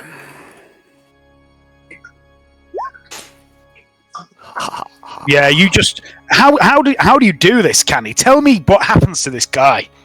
I mean, you can confirm that if you want. I have to. It's in my you do. It's in my nature. Oh no! It's in your contract. So luckily there are no critical fails on confirmation. But tell me what happens to this guy. I'm gonna run up to him, grab him with one hand, and just kind of cleave through him with the other hand. Just cast him to one side. Not going to give him very much time at all because he's just standing in between me and Ferry Fane, who just called me a cunt. So. Okay. I think it was me that called you a cunt. But anyway, yeah, you just grab this guy by the shirt or the neck or something, just hack him in half, casting the two halves aside, and you're biting your lip now and your tongue, and there is blood flowing down the lower half of your face. Oh dear! You look. It's got a nice pile of corpses here. You look like an avatar of blood and death and violence. You look like you perhaps worship another Chaos God. One that is perhaps opposed to the one that these people follow. Looks like he's at another Chaos God. There is a roar from a side chamber. As a man wielding one of these large swords, like what killed Otto, comes running out. And he's going to, where's his agility 3? 6. he's not going to get a charge off, but he's going to come running after you. He's not in combat, but he's chasing you. And a second one also emerges from here. 1, 2, 3, 5, 6, 7. This one does get an attack. It's going to charge you. That's a 93. That's a miss. You must hear him coming. After you bisected this guy, you just turn and move slightly. This massive plague sword just misses, cleaving you in half, Canny. There's a guy with a scythe here. He stands near the fire, and he's just staring at you, Canny, holding his scythe and grinning. And then up here, there are two guys with auto guns here behind these rocks in a little bit of cover, and they're going to start firing on full auto up the corridor to where Gaius and everyone else is, and they're going to start doing suppressing fire. And that would be first one. Ooh, the first one hits. 2 hits. The second one, fucking exactly the same roll. Gaius, you see the rifles of these 2 autoguns come up over these rocks, and they just start spraying full auto at your location. And you are hit in the head repeatedly by this gunfire. The 2 shots hit you in the head, 2 shots hit you in the body. So the 2 that hit you in the head,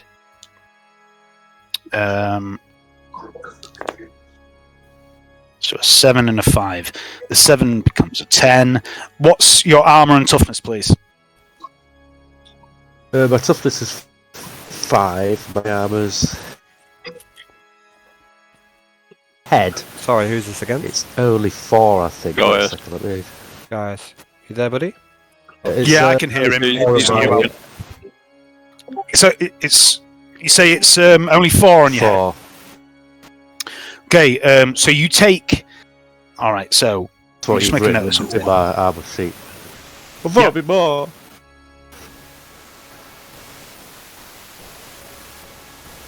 Okay, so you take 1 wound to the shots to your head, and then the 2 that hit your body, they're not going to get through because you've got your shield over your body, haven't you? Body is a lot more. A 7 is what I need to roll from an auto gun to give you 1 wound. So I need to roll high to be able to get through. But you get peppered by this full auto gun spray, and it's probably a good thing that you're in that corridor blocking it, because you're the only one out of this group that could have probably taken that burst of full auto gunfire from 2 auto guns. However, you are currently attempting to be suppressed. I'm trying to pin you. So I would like you to make a willpower test. Unless there's some way you can avoid willpower tests. I am fearless. Oh, you are, aren't you? Anyone else, guys, anyone else would be afraid, scared to move forward. This full auto gunfire, it's a hail of shots ricocheting around in this narrow passageway. But you are Gaius Mortalis, and these are plague people, and you fucking hate them. The Infector. There's another Infector here somewhere with a scythe. He takes a few steps forward. Stand here, and he's smiling and grinning as he comes forward. Seraph. Seraph is going to scream as she runs forward, and she's going to yell a phrase, an underused phrase.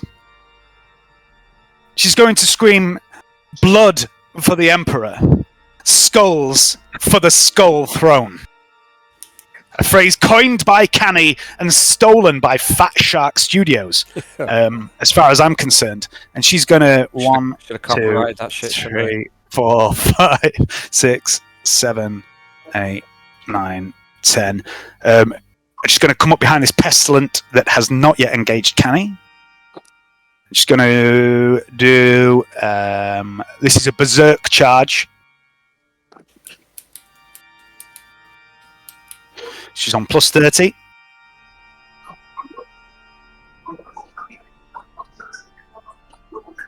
Somehow I've made that plus 20. Let me just modify that. That's a hit. And he's going to get to dodge. He hears her coming because of the scream. 94. He does not dodge. She would have got a plus 10 on a weapon skill anyway for the sword. That's 8. Pen 3 minus his toughness. He does have armor, but it's shit. Ignores the armor minus that. He does 4 wounds. Seraph stabs this guy right in the shoulder canny, and the burst of dark, corroded blood sprays across you, and it feels good, Canny, to see and feel the blood of your enemies. Hannibal, it's you. Both of them pestilence are in combat now, aren't they? Yes. There's give me an awareness test, actually, please, Hannibal. Where it's sight-based, if that matters to you. I'll tell you what you can see.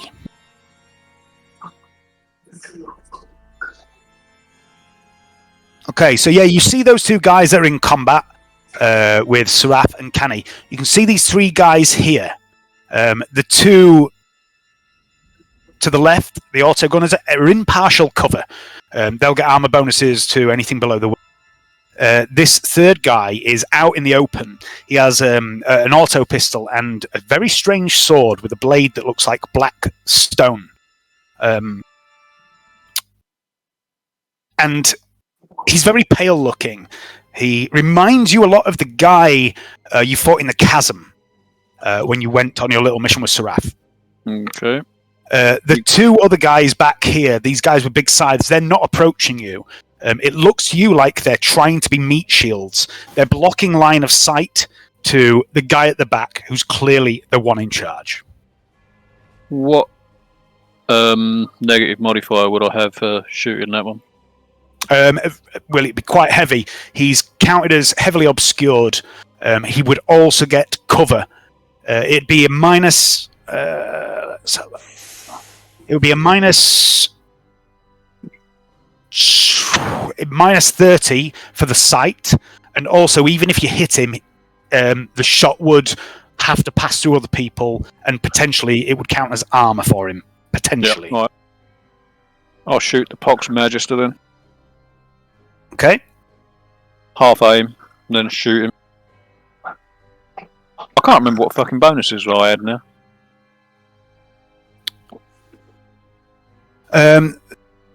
Right, so what you'll have from there, you'll be short range, you'll be single shot, you can half aim, that's plus 30. You have a red dot, technically. Yeah, I was on plus 50, and I just couldn't remember what they were for. 10 for accurate, 10 for red dot. That's it, yeah. 10 accurate, for range, single 10 shot, for half aim. Red dot, yeah. Plus 50. Plus 50 on the Pox Magister. Okay.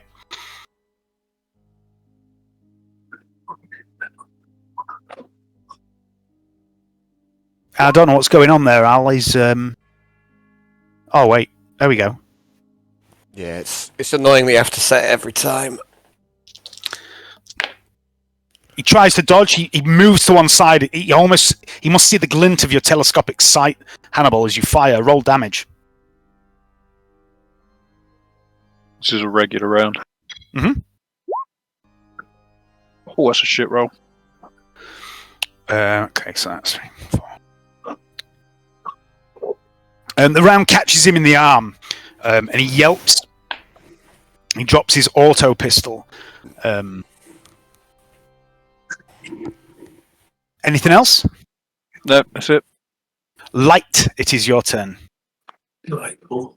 Yeah. No one's dealt with that plank earth, have they? This one here is burning. Oh, okay.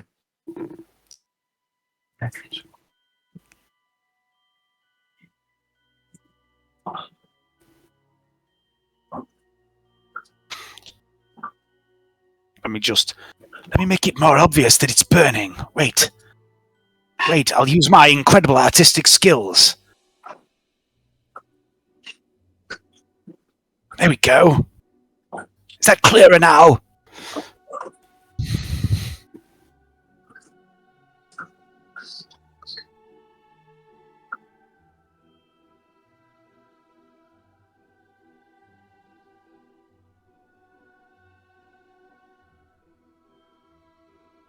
You 10 to there. Okay.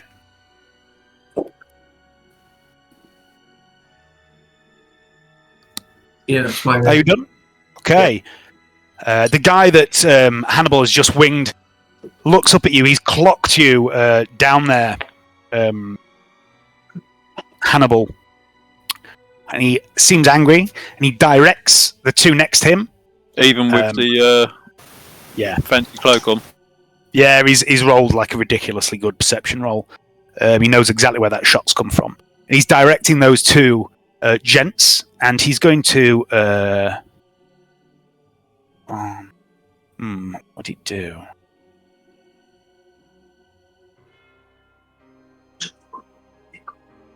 He moves to here, he takes a few steps forward, and he begins to mutter and wave the sword. And he's going to cast a psychic power, which fails. And then it's Mr. Fane himself. Feru Fane chants, and he begins to laugh.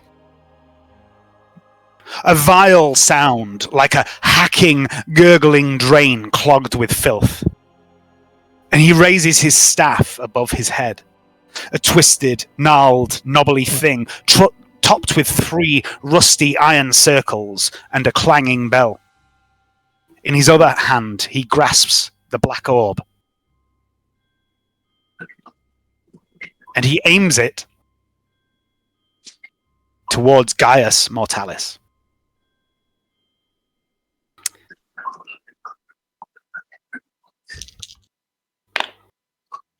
10.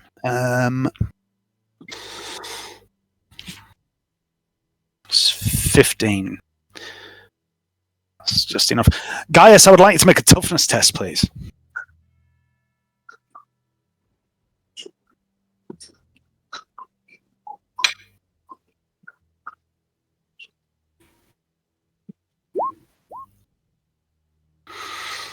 Okay, nice.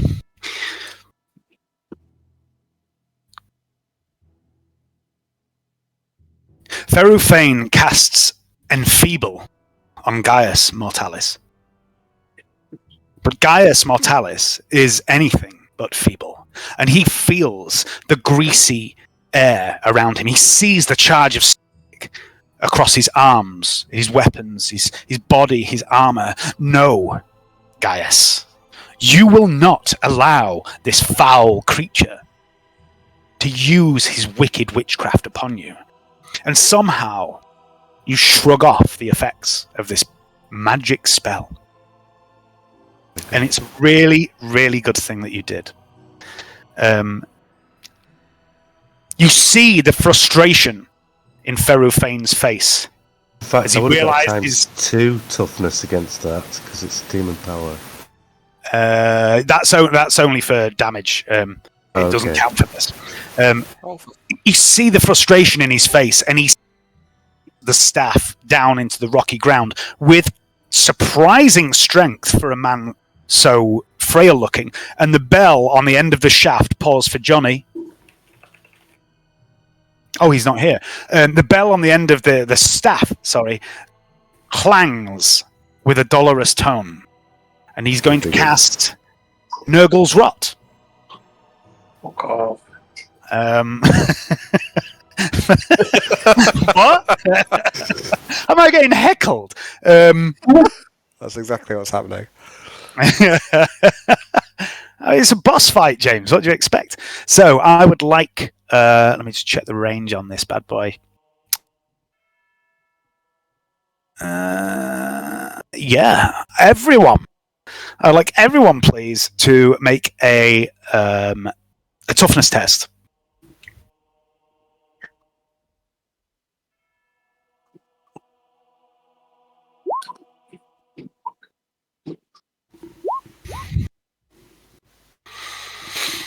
suppose we'll add 10 to this. Is there any bonus for a respirator? Nope, absolutely not.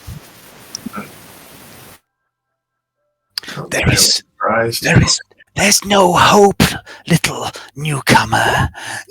Give up now. We bring you gifts. Somebody give me a bolt gun. Give me my miss. That's a pretty nice gift. In the face. A bolt gun that was in the hands of a Nurgle cultist. Right. Trantia is the only one that fails. Oh dear. Face is going to melt. Trantia takes Trenty is going to become a fleet beggar. 8 strength and toughness damage.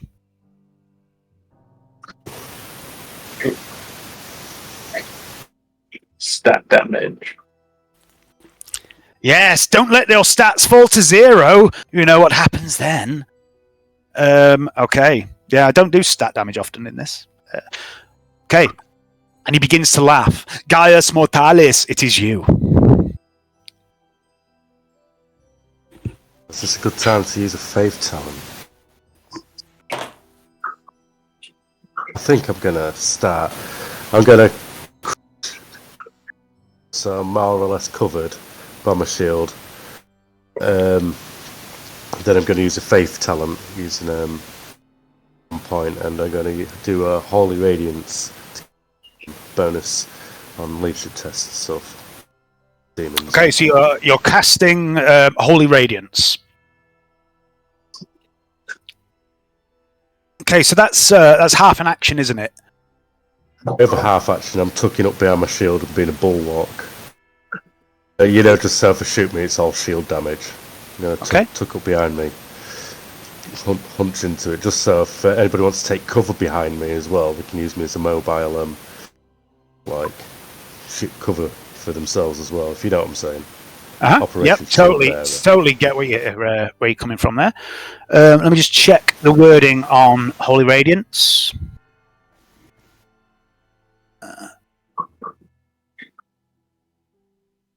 It's cast on, was it 4 people? Okay, so anyone that can see and hear you to start with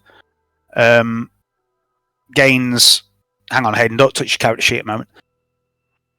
Anyone that can see and hear you gains immunity to demonic presence. That's fucking amazing. In addition, you grant +10 to your allies for any fear tests. So it's not a limited number. It's anyone that can see and hear you, which at the moment might be everyone. Give us joy in our weapons, keep us smiting. Give us joy in our maces, we pray. Okay, so if anyone has to make a fear test, you gain a +10, and you also ignore the negative bonus from demonic presence if anything demonic was to try and fear you. And you're getting down behind your shield for the other half, yeah? Walk. Yep, so your entire body right now is covered by the shield from any attacks from the front. My head is especially ducking down to see that through that sliver. Cool. Trantia is going to... Trantia is going to... She's going to do this. She's going to cast Unnatural Aim. She's going to give herself a +30, which goes off. And she's going to fire a shot at the Pox Magister, matching Hannibal's shot with the las pistol, which will be at medium range. So it's +10 is negated, sorry. 30 for point blank, +10 for a single shot. She can half aim, +50 in total.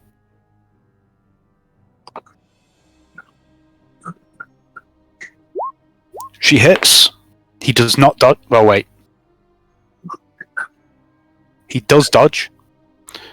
The Pox Magister's missed, and Trantier, who's shooting over the prone, goes, fucking cunt! The Pox Magister tried to dodge my attack. He did, you're right, so that's a hit. She yells fucking cunt anyway, because she's a potty-mouthed bitch. And she's going to do this on high damage, so that's +2 damage and pen. So 10, 9, 6 damage to the Pox Magister. Where she hit him? 24 in the shoulder. And he stumbles, takes a lot of damage. He looks a bit fucked up.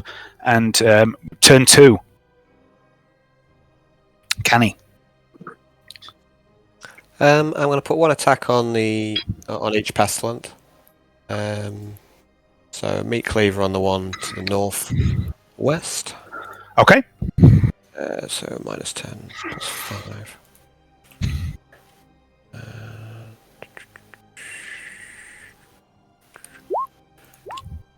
And then the meat hook on the other one. Gonna try and parry both. First one fails. Second one, I parry the hook. Okay, so cleaver hit on the one that's engaged with Seraph.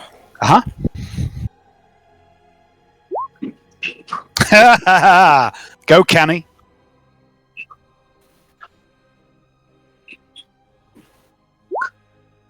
Health converter. But yeah, 27. Still enough. Cheeky little 27. Okay, your meat cleaver. How does this one die, Canny? This is a massive critical damage. Well, I like to think that he's facing Seraph, so I just like to He is. put the cleaver right into his top of his skull, and then remove it again. Okay, and as he slumps to the floor, Seraph's just standing there with her blades ready, both of them held over one shoulder, ready to strike, and she looks at you with this retarded grin on her face. And she starts. The mask slips further from her. Anything else, Kenny? I just like to join in with a maniacal laughter. Okay. Go, blood. She's also got a bit of spray of blood on her from the guy you've just killed as well. It looks a bit black. The pestilent. We're all for killing these Nurgle cult in the name of corn, I think, me and Seraph. The pestilent turns to you with this massive sword, Canny. It makes a wide swing, all-out attack. That's a hit in the leg. Okay, so it's at +40 then with a hook with that super sword. Going. Oh, should I? I'm going to use my last fate point. Okay. You do. You turn the massive, heavy, filthy, dripping blade aside with your meat hook. Probably a very good use for fate point, that. And then it's the Infector. This Infector moves forward here. This one moves here. They're still just grinning, blocking line of sight to Feru Fane. The two with the auto guns continue to fire at Gaius Mortalis. Fucking rolled exactly the same as last turn. And that's even better. So that's 2. That's a total of 5 hits on Gaius. So now with the shield up, I need a 10 to be able to wound Gaius. That's an 8. That's a 6. That's a 7. That's a 6. That's an 8. Gaius is standing there with the shield held up, singing hymns to the God Emperor as he gets splattered with full auto fire from across the corridor. And he is unbowed. He is unbroken. And the next turn is Seraph's. Seraph's going to step into here for half an action, and for the other half, she's going to hit this guy. This will be a +10 for ganging up as well. So she gets +20 because there's a +10 on a weapon and a +10 on a single strike. +30 total. He all out attacked, so there's nothing he can do about this. 10 minus his toughness. He's a pestilent, so that's 5 wounds on him.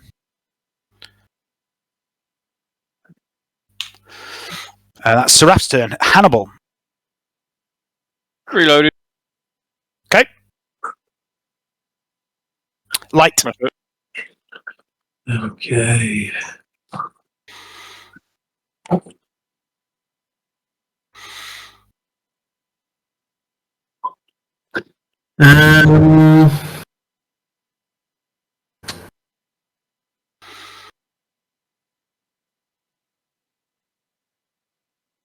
Right, I'm going to have an aim shot at this pestilent. Okay, he's in combat. So that'll be 1, 2, 3. It's just out of short point blank. So short range is +10. Single shot is another +10. Half aim +30. Into combat is -20, so +10 for total.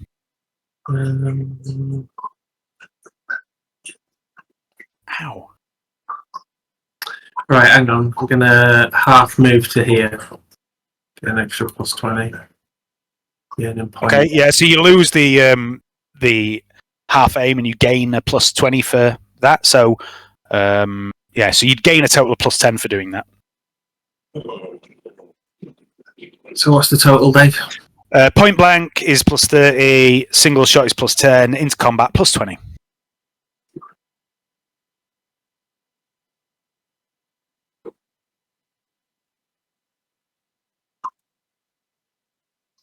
Where's the music gone?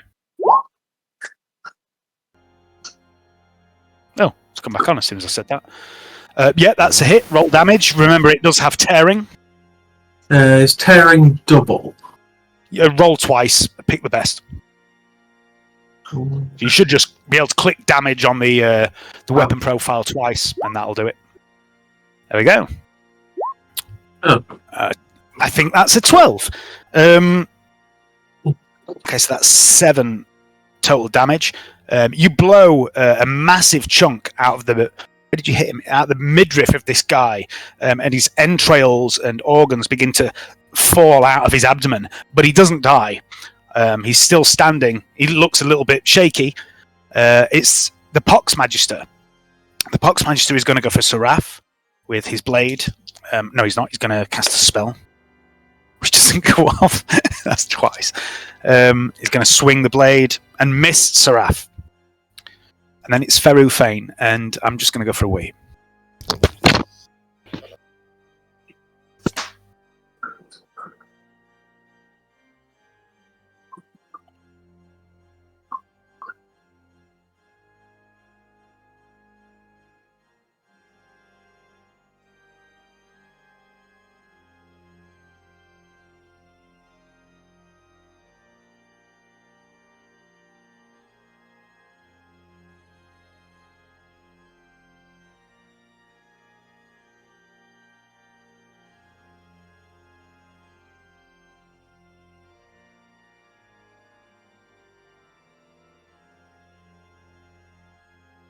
Exciting combat, actually.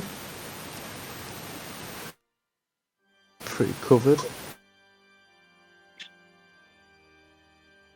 That's gonna happen though.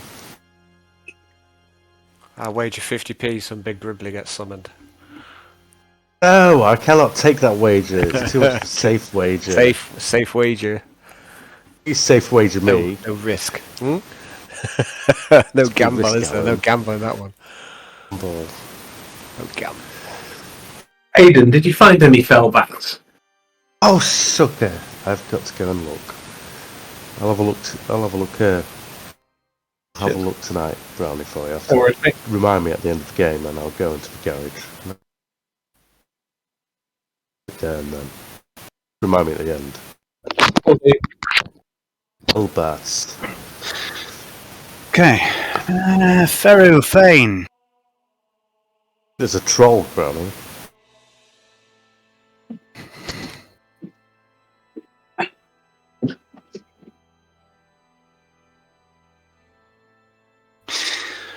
Feru Fane stands there. He raises aloft his staff with the icon of Nurgle and the bell, and he shakes it so the bell rings out, and he raises the orb and continues chanting, laughing all the time.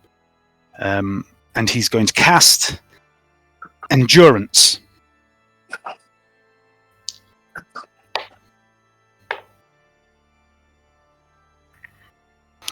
And you see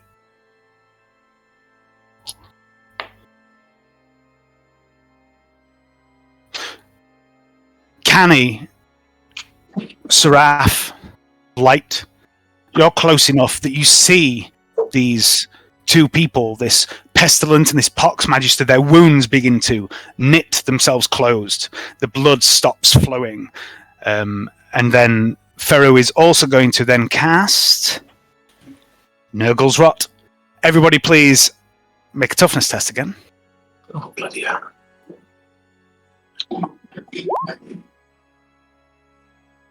Gonna reroll Almost that like fate I'm point. trying to kill you.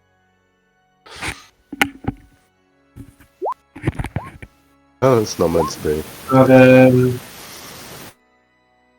Yes, That was use the your same. fate points. Use your fate points against me. 40%. See if I care.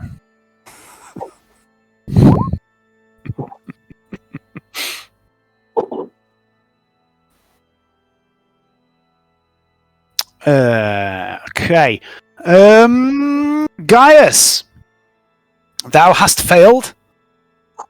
Gaius, you take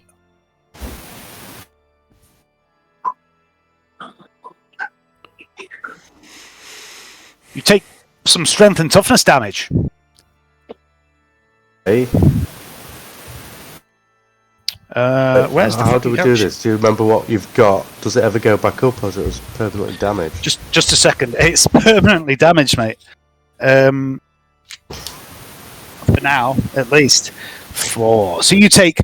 What is your strength and toughness now? Strength 33, toughness 54. Okay, on your character sheet, I would like you to change your toughness to 46 and your strength to 25. And you can feel the strength leaving your body. What's the strength? 20. 25. So, 25. I'm just going to do Seraphs and then Trantiers.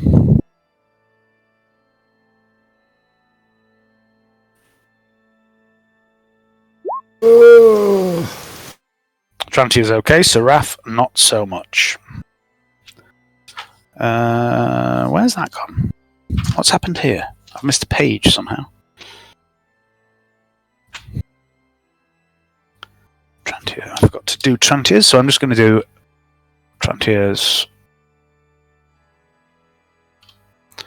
And then Seraphs.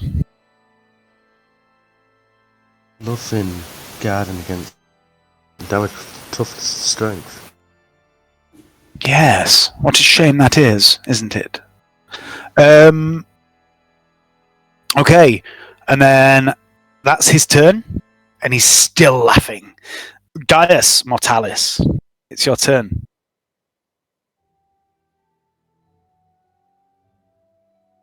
I'm gonna run. You're still chanting, by the way. That's still going on until the end of this turn.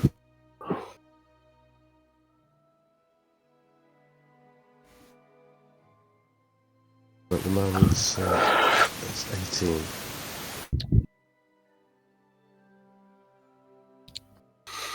Oh no, stay there, guys. It was in the middle of that. Room quickly. What's it like for a charge? Fast out of the way. 10 meters. Can do that. I'll go for a charge. Okay. All pissed off. He's off to smite him with his any strength.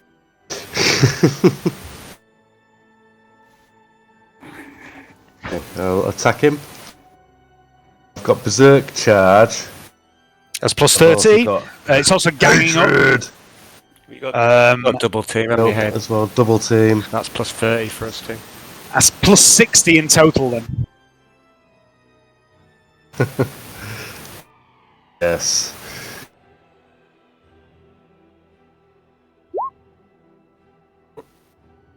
It's a hit. He can't dodge. He all out attacked. Right, okay, I'll roll the mace.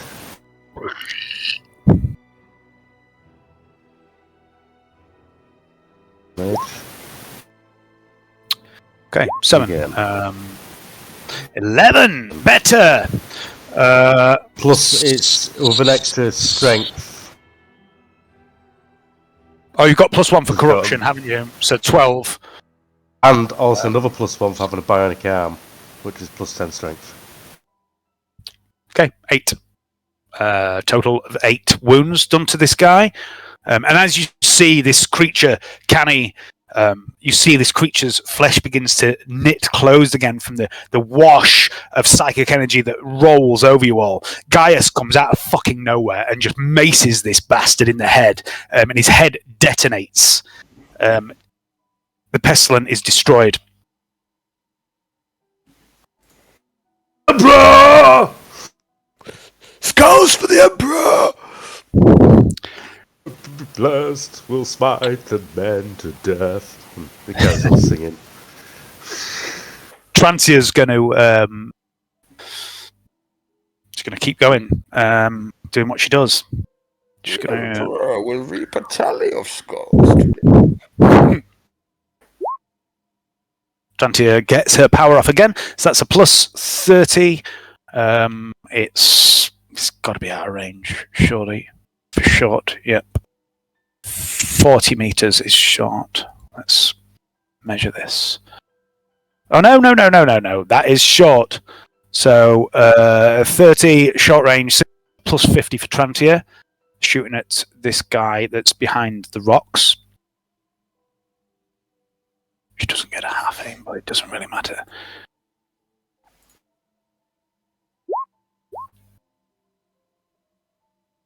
That's a miss. Canny, top of the round. Wait.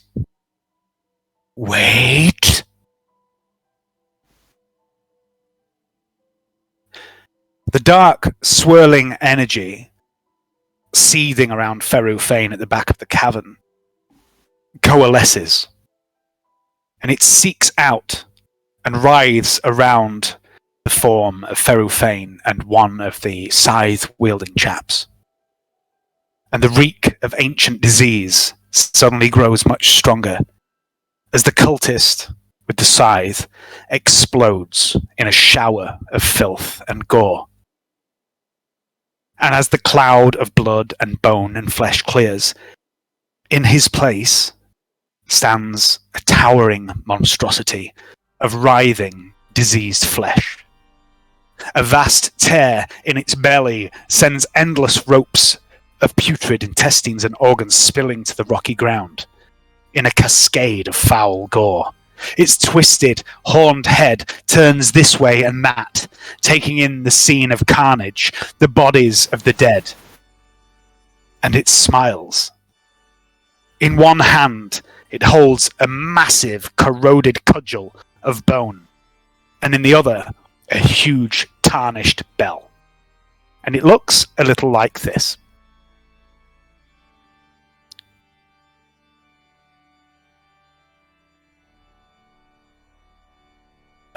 After you, Kenny.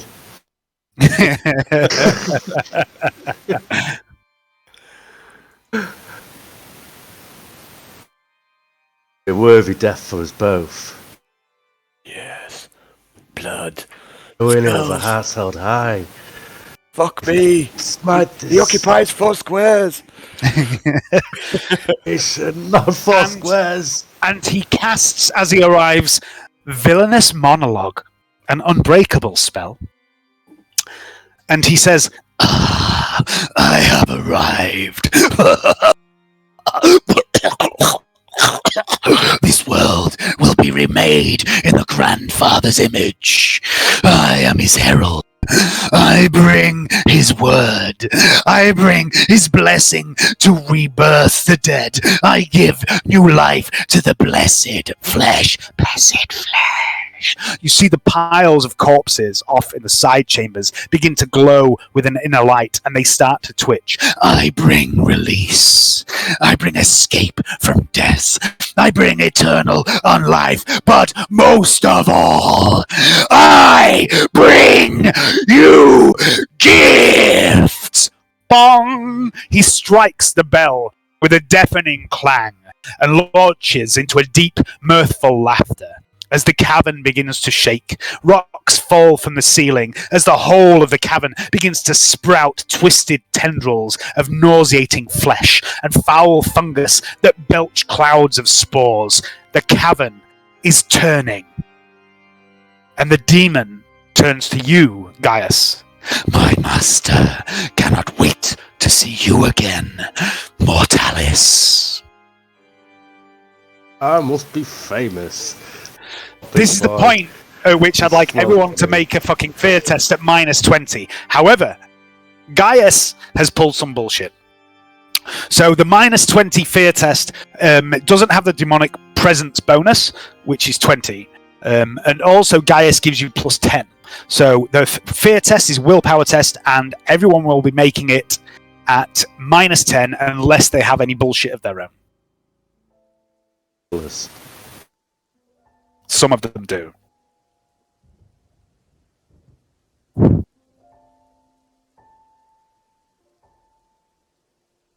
-10, you say? -10. Yeah, I tried to help you, lads. You did?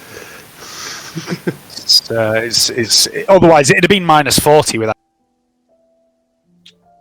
Okay, that's going to be Trantia.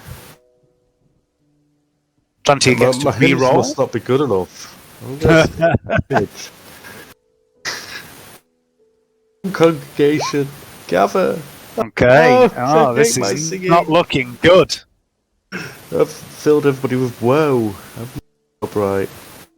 Bad day for Gaius. Has anybody passed? Nope. Oh, Dear. Oh all dear, oh inspirational dear. priests in the 41st millennium. Okay.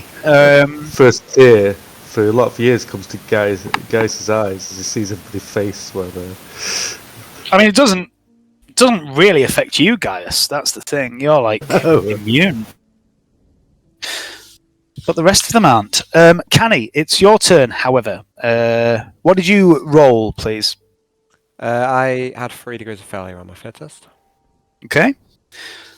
You're stunned for this turn as you double over and begin to vomit.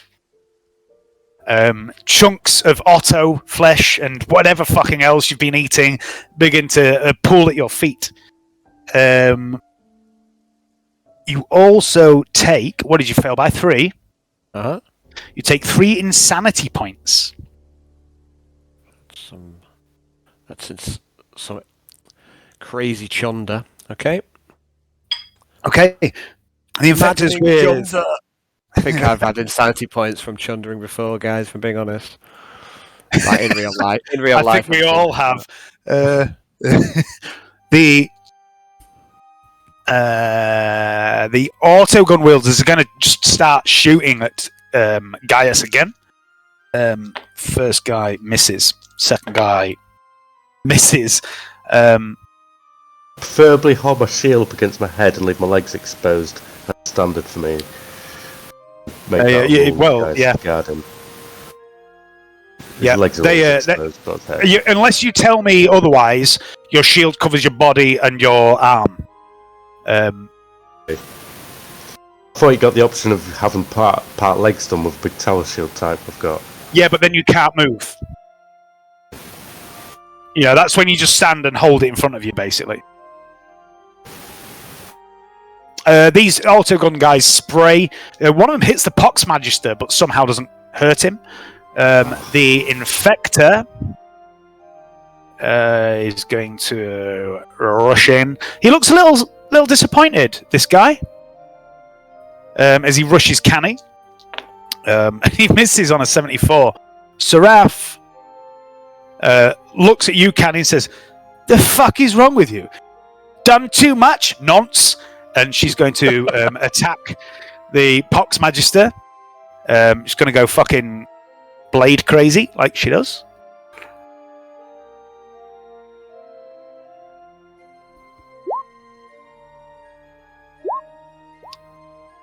I won't re-roll that miss until I've rolled damage because it seems pointless. That's going to be enough to kill him. And she slices and dices Psyker, who was... Hannibal, you failed your test, yeah? Mm-hmm. What did you fail by? 2. 2. Okay, so you take 2 insanity points. You're also stunned, and you begin to vomit, which is unfortunate, really, because you're prone. So you're kind of throwing up on your own forearms and rifle butt. I'm used to it, mate.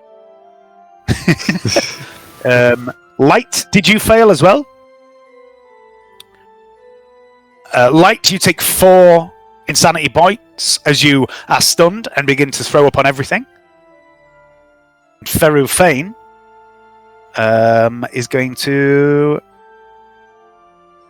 Where is he? There he is. Gaius is not stunned.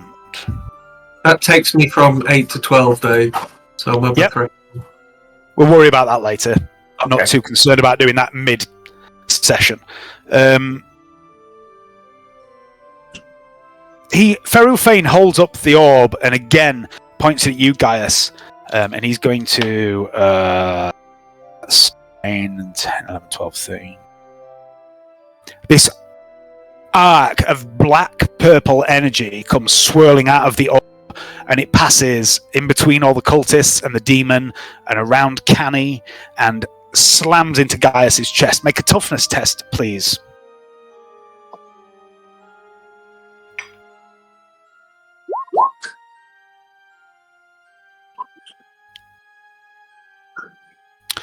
Okay.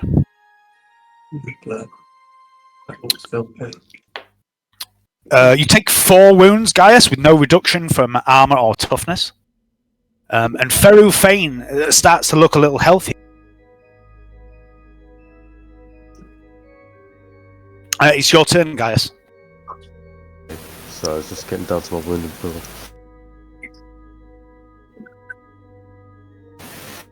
My turn.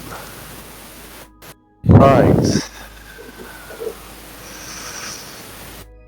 Move forward 1.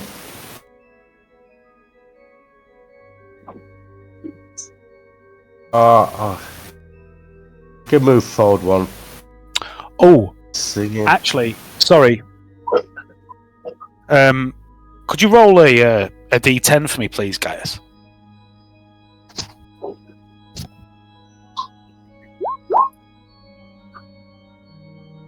Okay, I'd like to draw your attention to this, please. Oh.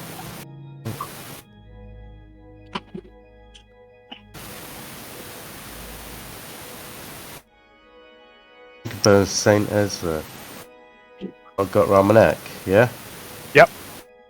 So when you use a fate point to use a faith power, as you did last turn, you can roll a d10. If you get an 8 or more, you get the fate point back. It also applies to burning fate points. So you don't do it this round, no. Oh. You know, the charm, the finger bone on the chain. You know, the one you were going to turn down. The one you were going to basically say, fuck off, I don't want your magic item. You remember that one? Yeah. Anyway, it's your turn, Gaius. Throw away the finger.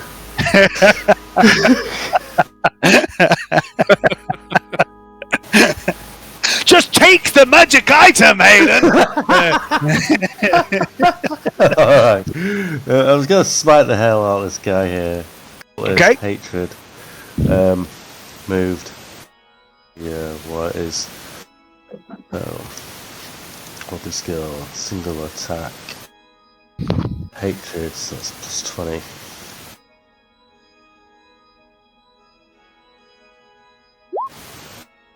Wow. Okay. And smite. And I'm ravenous hatred out of him right now. He parries you. Oh. That's the damage roll. Anything else? That's all I could do. I've moved and done. Okay. Trantia's going to try and. Trantia's already done that. Stunned as well, isn't she? Yeah, I was about to make her fear test, but she's done it this turn. Top of the round, Canny. Make a fear test, please. -10.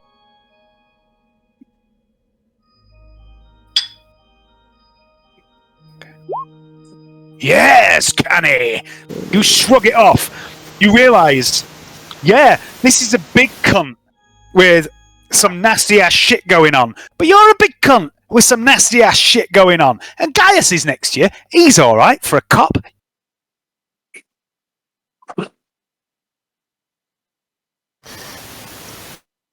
I'm gonna look over at Gaius. You're right for a cop. What? Gonna, What are you going to say, sorry? I've said that to him before. That's nothing new. Yeah, but what did you say? You're right for a cop. No. What did you say? Right for a call. Right. You're alright for a cop. This fucking mask is stuck again. Can't turn it off. Cheers, lad. Okay, I'm going to attack this one that Gaius just attacked. I'll do 2 strikes. So Ganging up bonus too. yeah. So it's extra plus 30. So that'd be 35. Oh, I should have got a bonus for double team. Still It got wouldn't parried, have mattered. didn't you? You still hit. You got parried, didn't you? So. So miss both. Oh no! Oh no. The plus 30 is not sufficient. Anything else, Canny? No, that's me.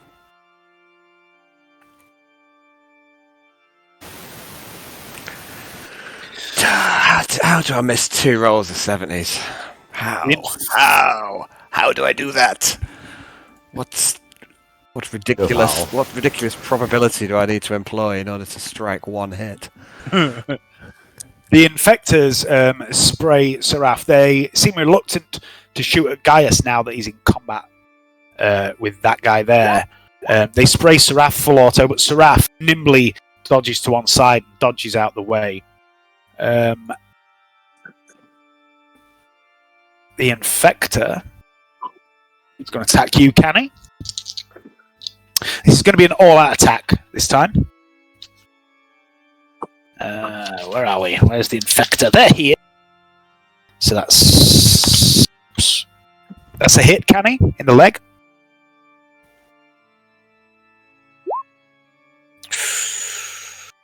Sweet mother of fucking corn. That's a failed parry. Okay. I need 70s and 80s and not. It's not good enough. What's your armor on your leg? It'd be 4 armor, 4 toughness.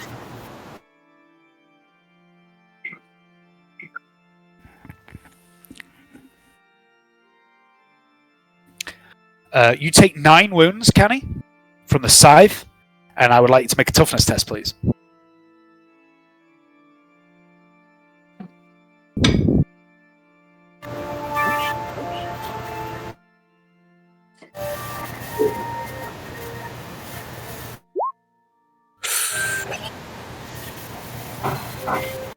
Take another 2 wounds, so that's 11 wounds total.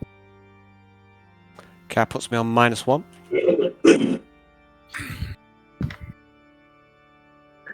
Allow me to read from the Book of Doom.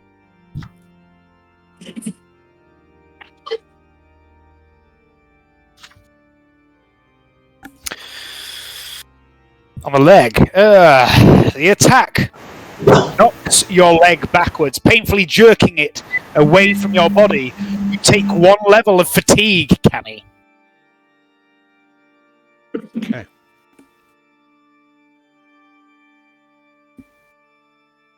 You're -10 to all stats.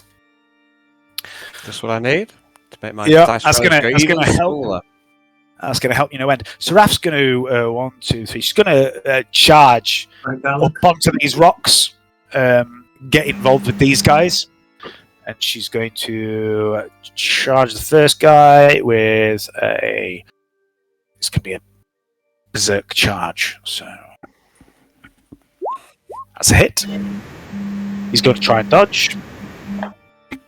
He fails. Seraph does 7. That is 4 wounds to that guy. Hannibal, make a fear test, please. Willpower test at -10.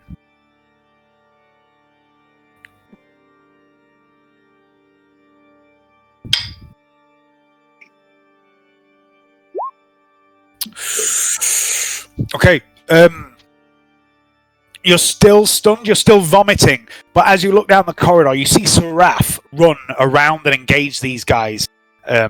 You see Canny is starting to take a bit of a beating, and you feel a little buoyed by their efforts, and you gain a +10 to your next fear test. Light, it's your turn. Willpower test, please, at -10. Fucking hell, babe. Just realised I haven't added Big Boy into the fucking initiative order.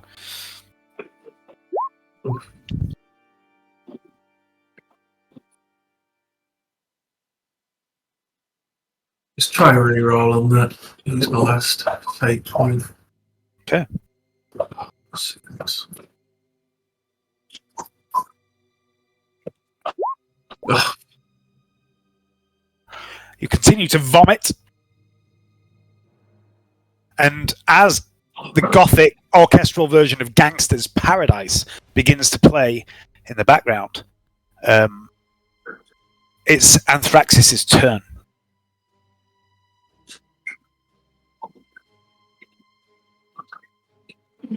There's Gaius. There's Gaius.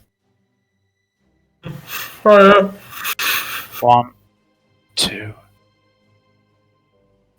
Yeah, he doesn't get to use Thunder Charge, which is a good thing for you. He's going to just stride forward, laughing as he comes walking towards you. And he swings the massive bone club at you, Gaius.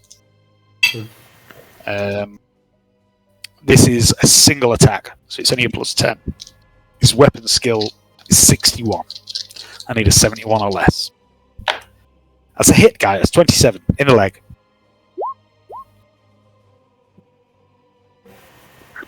What's this? A parry? The massive bone club comes down, arcing over his shoulder, and you take the blow on your shield, and it jolts your whole body, and you realise, for the first time in a long time, this could kill you. You have been a bulwark against violence, danger, for so long, but now, finally, there is something here that could easily break you. And it's Feru Fane's turn. And he's going to move forward, going, "My lord, don't let him get one up you." And Feru Fane is going to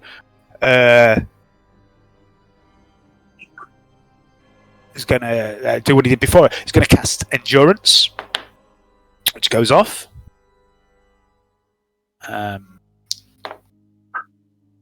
Healing the guy that's on Seraph. And he's going to cast Nurgle's Rot, so I would like Gaius, Seraph, Canny to make a toughness test. This is a different version of Nurgle's Rot this time. Everyone's okay.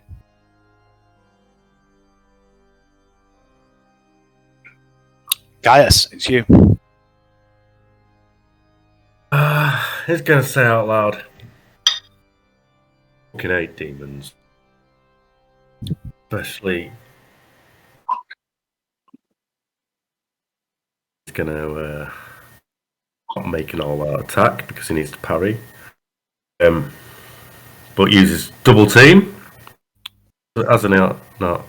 I'm not. No, you- I'm not. You won't get double team from that now. It would be a straight up single attack. You can half aim it for a +10. Yeah, I'll half And aim you it. get hatred demons as well, don't you? Okay, so +30 in total, by my reckoning.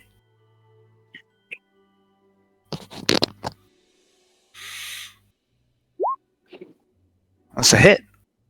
Aynthraxes going to... He's not going to dodge, because that would be fucking ridiculous. He's going to try and parry it, though. It's a ridiculous weapon. Just make a note of that. He doesn't parry. He swings the club, but the mace comes under and strikes it in the arm. Left arm, I think. Roll damage, please. Ooh! Confirm the critical, please.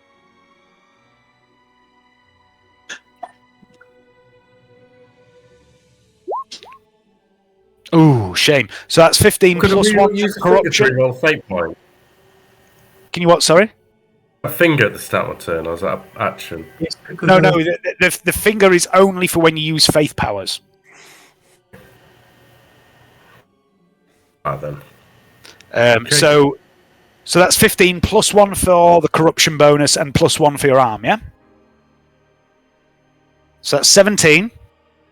Pen 2. 17 damage total, minus Aynthraxes' toughness bonus. You do 2 wounds to him.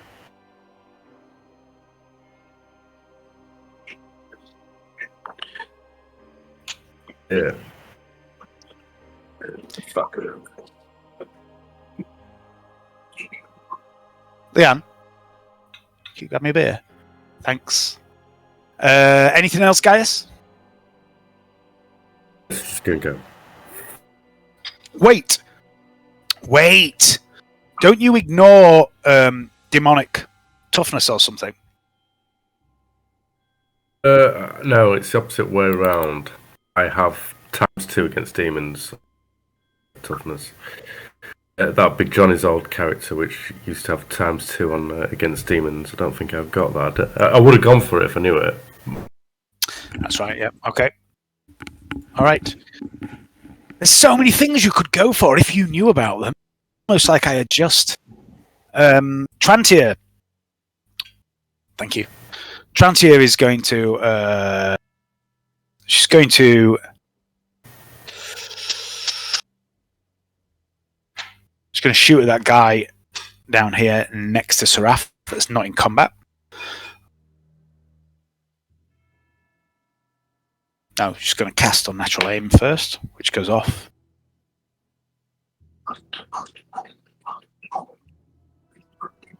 She doesn't get a half aim, but she does get point blank, and she does get range. That's a hit. He gets to dodge. He fails his dodge.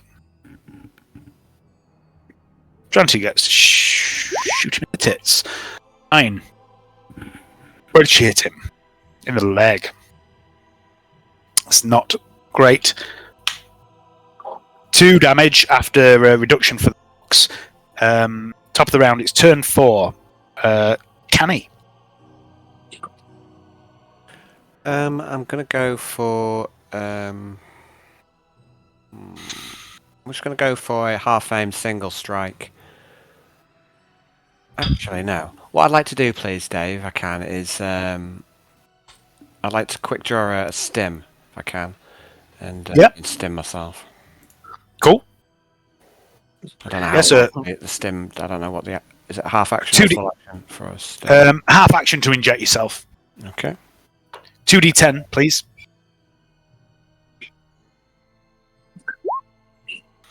Okay, so for the next 12 rounds, there are no negative modifiers for fatigue on you. You've still got half an action. Okay, I'll just whack the infector. Whack him! So it's a single hit, and then 15 for the weapon. That's a hit.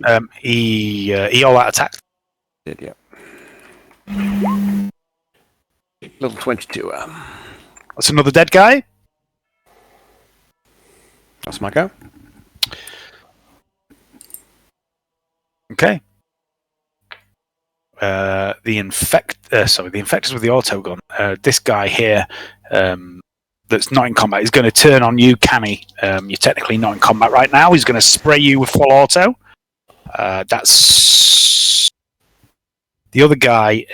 Is going to drop his weapon, draw a rusty knife, and go for Seraph, which is also a miss. Seraph is going to put 2 attacks on each of these guys.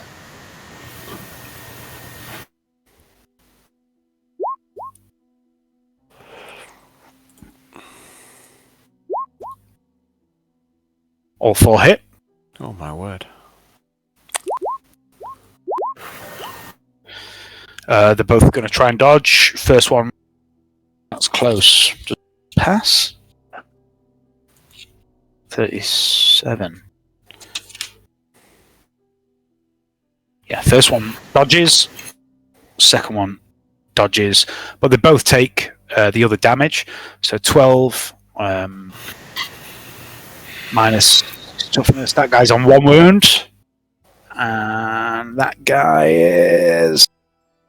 So that'll be 5. 3 wounds. Okay, Seraph carves these guys up. They're not dead, but they're looking pretty fucked up. Hannibal. Use a fate point.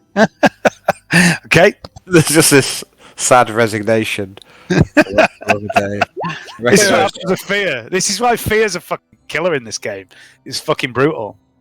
Hannibal is frozen. To be fair, this is the first time Hannibal has ever encountered a demon. Light, it's you. Back to the 1 in 10.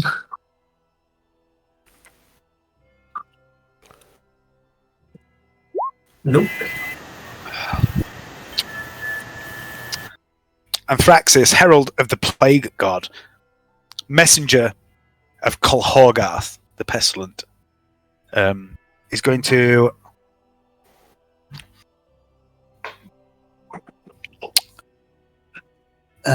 he's going to do something.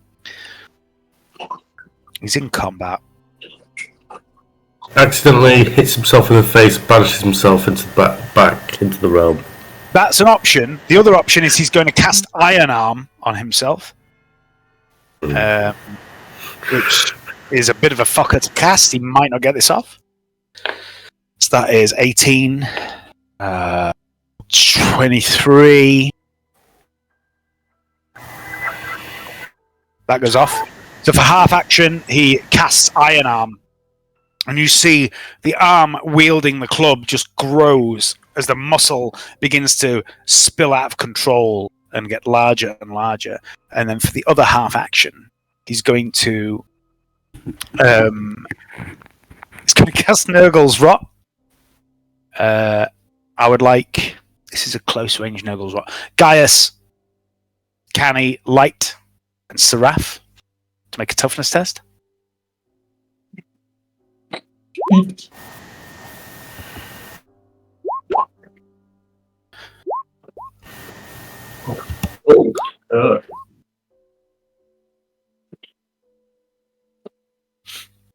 Gaius and Light, you take 7 strength and toughness damage.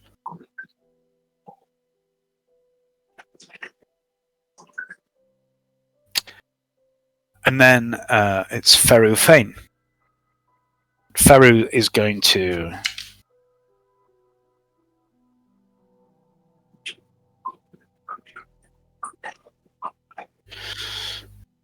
Not start.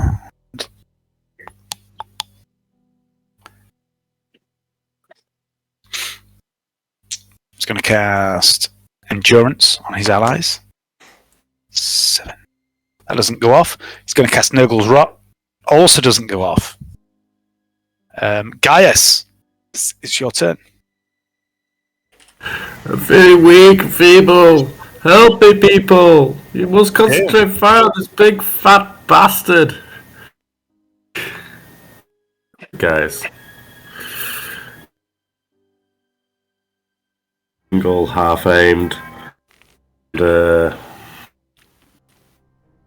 30.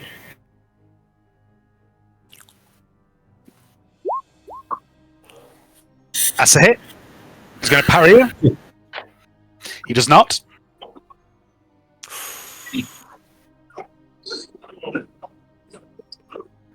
I think I've got enough in me to... But I'll keep trying. It's a damage 16, I guess. Oh, pen 4 it says. Oh no, that's power maul.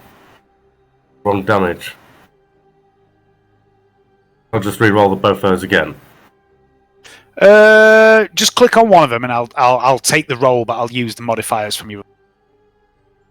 So click on the rune mace once. I just need to see it. That's all. It doesn't matter. I'm not gonna. I'm not looking at the roll. I'm just gonna look at what the modifiers are. Okay, so that's what have you rolled?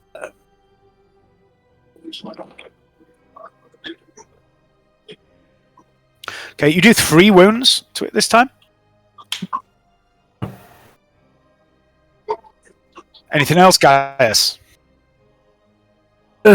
Just sing Hosanna. The Emperor of Emperors. Okay. Trantia.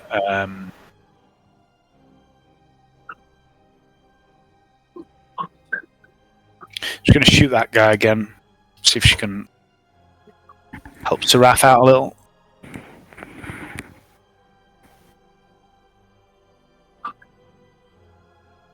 Oh, cast a power up. She does. It's a hit. He's going to dodge. He doesn't. On a 96. 5, 6, 7, 8, 9. 10. Actually. That's enough. Trantia kills one of the ones around Seraph. Into turn 5. Everybody please make... Everyone who's not stunned, sorry, please make a... what's the word? Awareness check. Sight-based. I'll be right back.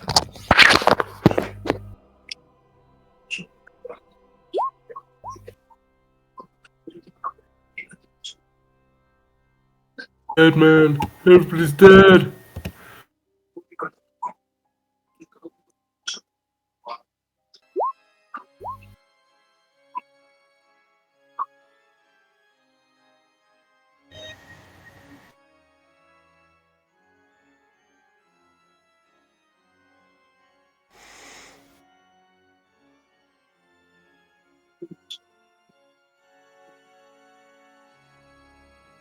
He's got the Actitrans. That's the heavy las pistol. You what, mate? The Actitrans Mark II heavy las pistol. Mm-hmm. Acatran. Actitrans. What's so funny about that, buddy? I don't know. I can't explain it. I'm Aquatrans! Bow down before the match, eh?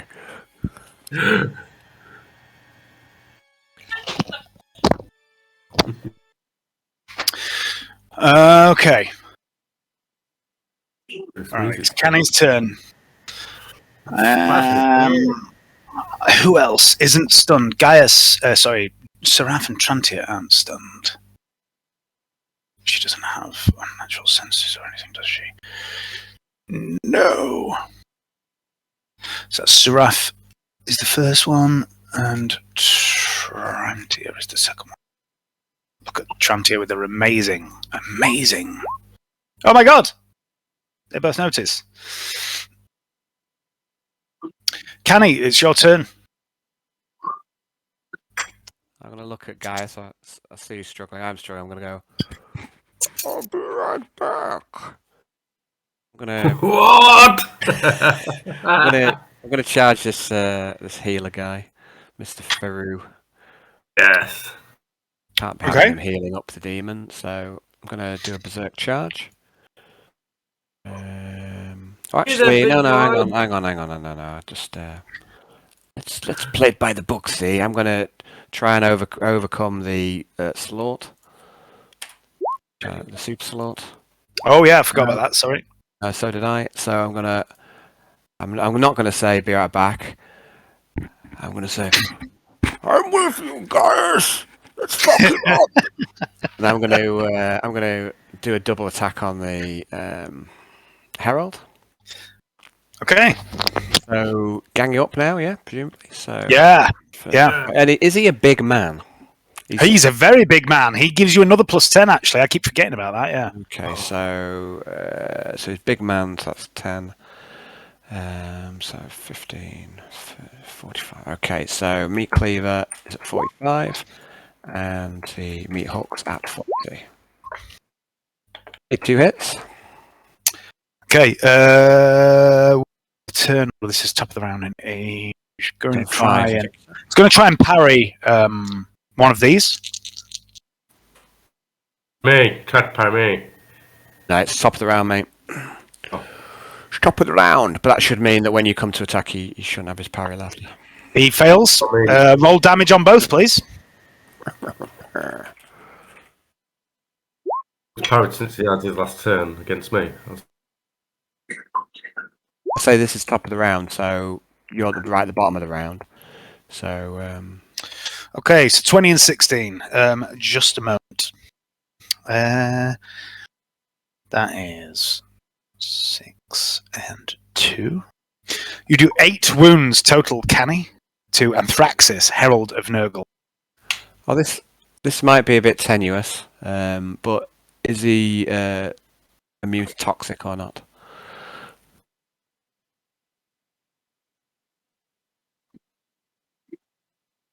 He is not. Okay, so the meat hook has toxic on it, so I think it's a toughness test, depending on how many wounds he took. He took, from the meat hook, 2 wounds. Okay, so I think it's a toughness test at -10 then, I believe. He fails. Yeah. Vanetta comes good, so that's another 5 wounds with no reduction for... Ah, the lovely Vanetta! Yeah, he doesn't even have any armor, to be fair. He just has a massive toughness bonus. Canny suddenly bursts into life and does what he was designed, built, created to do.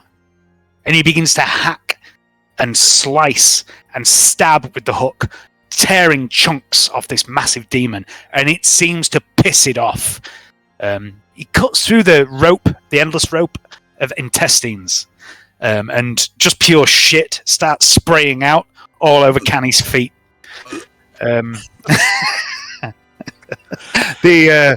Your poo is no defense, demon. The guy against Seraph is going to try and fucking do something against Seraph. He hits Seraph. Seraph's not going to fucking stand for that.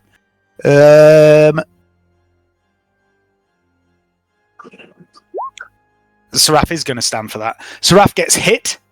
That is 4, 7. Wait. -7. Minus a toughness. 4 minus that. Seraph takes 1 wound. That's not so bad. Oh no! That puts her on 0. And it's Seraph's turn. And she's going to look at the wound on her arm and go, "Ow! That was really mean!" And then just carve this fucker up.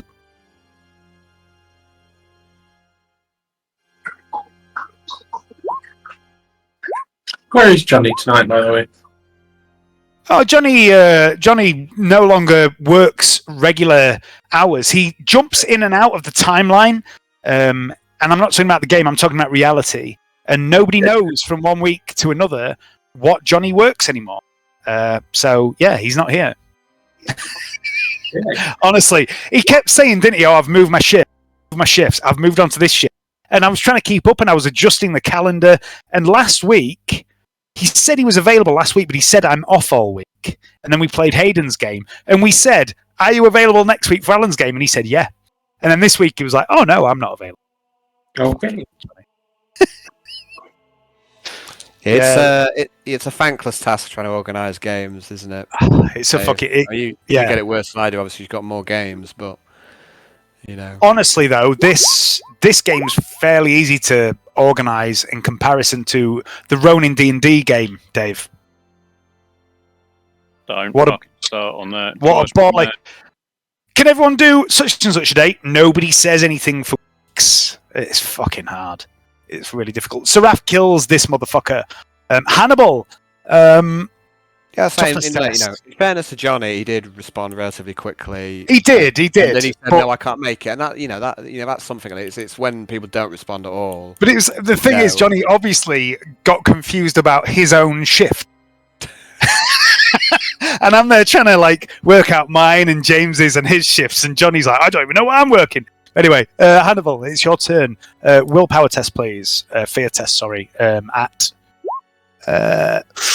You gain another +10 on the next turn, Hannibal. So you're at +10 now. Light, it's Right. you. Come on, right. You can do it. Please. No.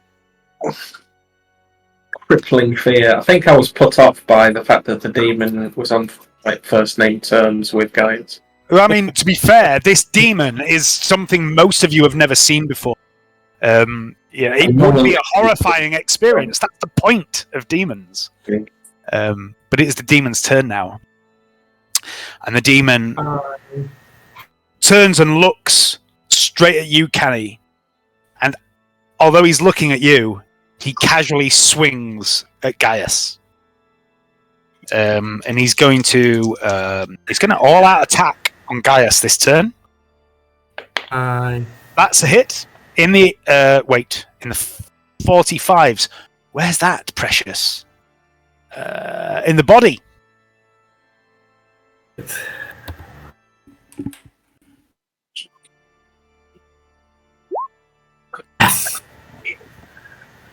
And again, the shield comes up, turns the blow aside, and Gaius, it knocks you back a little bit. You realise this creature is just ridiculous. Tom!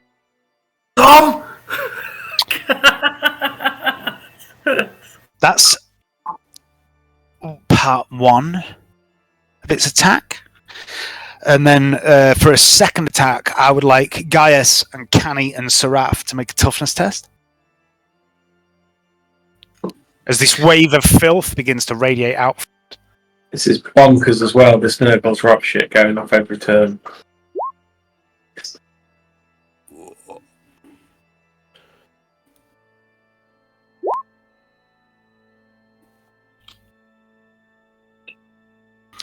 When you say this Nurgle's rot shit, James, what you actually mean is this slightly neutered version of Nurgle's rot.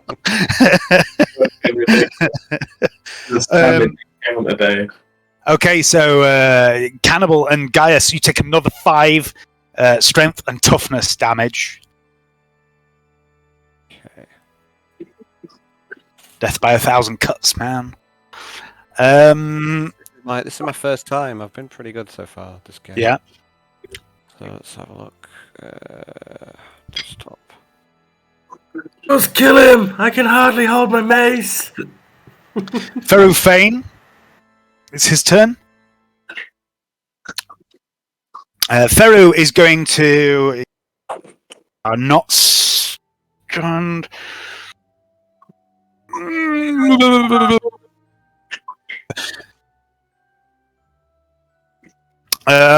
He's going to he holds up the staff and the orb, and he begins to chant again. And I'm just going to see if he casts this. This is a full action. That's 11, 14. Where's Feru? 14.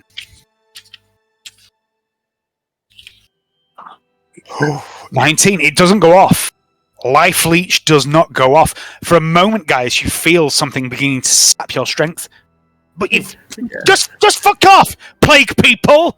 Fucking scummy little dirty bastards, and nothing happens. Take the life out of me. Why me? Why does Nurgle hate me so much? Nurgle's got a fucking raging boner for you. Gaius, it's your turn. Hate you, Nurgle. Hate you from the bottom of my soul. The other gods are better, Nurgle. The other gods are better than you, Nurgle. Even Slanesh. Blood for the blood god. Skulls for the skull throne. Yeah, that's a hit. Nobody likes Slanesh. Except Quintius. I hear he's a champion of Slanesh and puts his dick in anything. 12. Okay. 14 total. One wound again on Aynthraxes. Yes, I'm Trantia. dying slowly of weakness. I think it's time.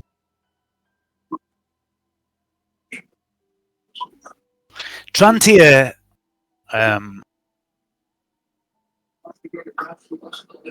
Tim. Trantia walks around you, Hannibal, and as she walks around you, she runs a hand. She squats down slightly. She runs a hand up your back, over your shoulder, and it's the left hand. Squatted on me. It's the left hand. The left hand that normally is always covered by a black glove. Your hand. And she's going to burn a fate point. Oh dear. And it's her last fate point.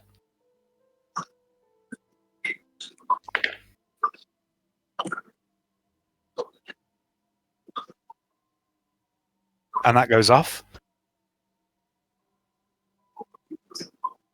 And as she walks past you, Hannibal, you see the gloved hand. You see the flame licking out from the glove. And you see the fabric of the glove begin to burn away. And you see the flesh revealed on her left hand. You see it's heavily scarred by burns. It looks like a hand that shouldn't belong to a living human. And etched on the back of her hand is one half of the Aquila. And as she walks by you, she's muttering under her breath. And you only hear a bit of what she's muttering. Do you speak High Gothic or do you only speak Low Gothic? Just low. Yeah, so you recognise certain words, although you don't understand of what she says, but you do recognise certain words. You know she's speaking High Gothic. She walks past you, seemingly in a trance. You gain an additional +10 to your fear tests. I think it's +10. Wait, let me check. Yeah, you gain an additional +10 to fear tests. Canny. I shall do the same again, a double strike on Aynthrax. Aynthraxes. Aynthraxes. Please don't assume his contagion vector. Okay, so we've got, let's say 30. So Don't forget your double team bonus and all that shit. Oh wait, actually, stop. Before you make this roll, as you bring up your weapons to strike on this turn 5, you notice on the cleaver and on the meat hook the patina of rust and corrosion that is beginning to form in this atmosphere of hostility. You all do, and you all have a -5 to any weapon skill or ballistic skill attacks from now on. Rossa. Yes! What a cunt! Okay, so down to 40 and 35 then. Oh, look at that, Al. That would have hit, wouldn't it? It would have hit, wouldn't it? What That -5. Crucial. Hit with the meat hook there. Look how much that's yeah, he can't parry. He all out attacked, I think. Yeah. Yes, he did. That's not right. It's 16 damage, not 6. 10. I was going to say it's 16. Okay, so you do another 3 damage to Aynthraxes with the hook. Okay, so another toughness test, this time at -15. Yep, sure. Just let me do that. -15, you say? Mm-hmm. So that would be okay. He fails.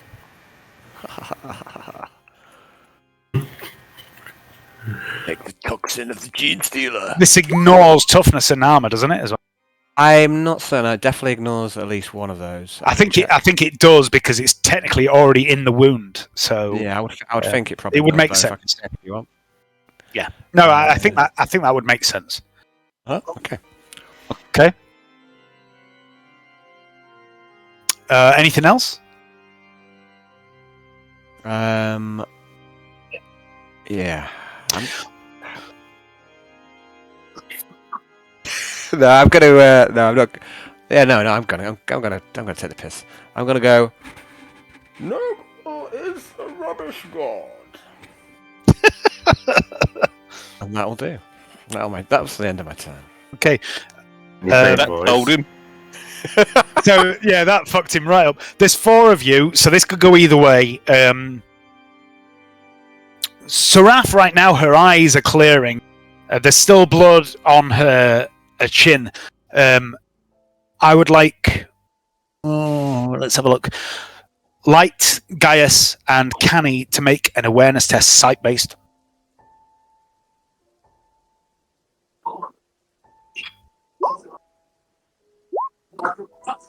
Oh man, why isn't that my fear test? that was my 1 in 10. I've got another 10 rounds now. Canny, this what you see comes as no surprise to you, really.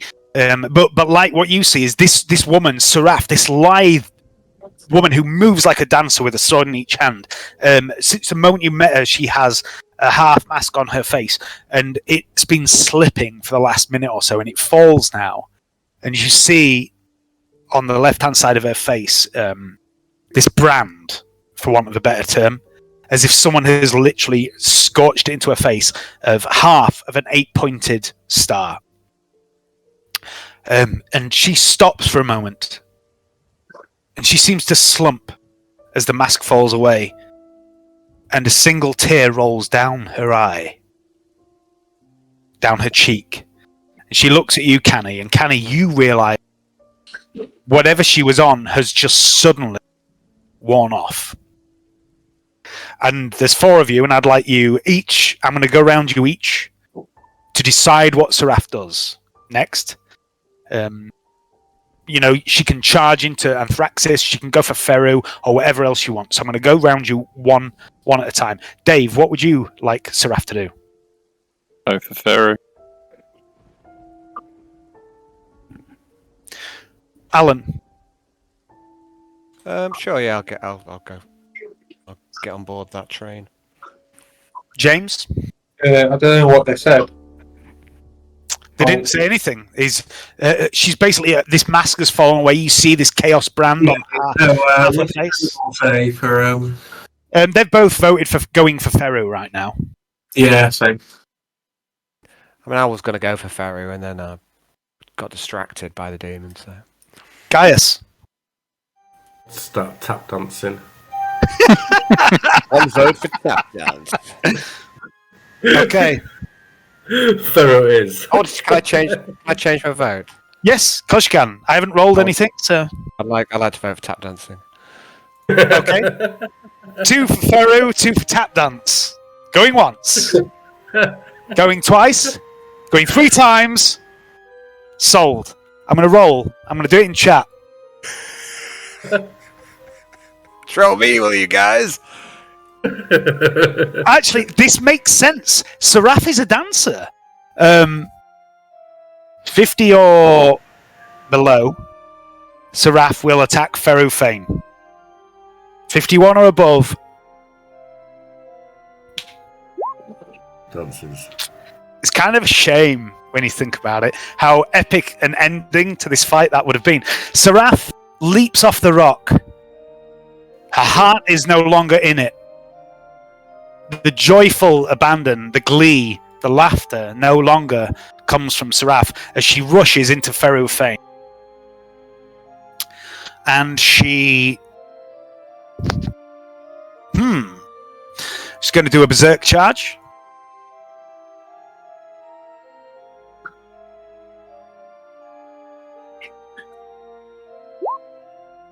Ferufane is going to try and dodge this. Where is he? There he is. He does have dodge. He does dodge on a 15.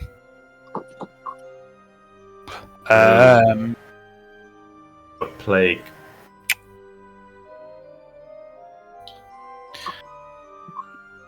Okay, and she's going to... Fuck.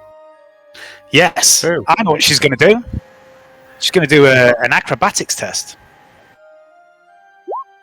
Which fails. She's stuck in combat. Hannibal.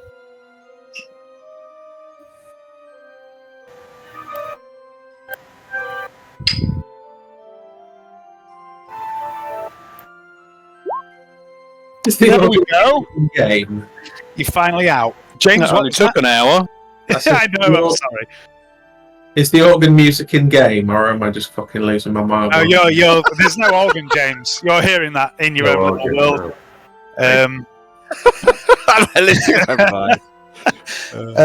Dave, yeah, you can act normally now. You suddenly snap out of it as you see Seraph charge into this guy down here. Also, Hannibal, I'd like you to make an intelligence test unmodified, please.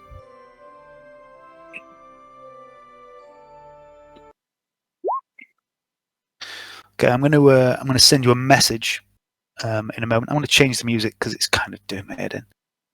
Put this on. It's on from Final Fantasy. I've got that somewhere. What's that you requested? Sorry. Let's have a look at- What's that? What's that for Final Fantasy? Did you say Tom from Final Fantasy. Tom? These are my boss fights. Good there.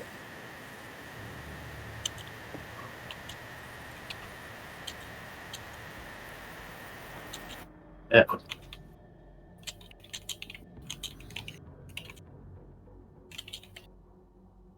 Turn is it? Hang on. Hang on.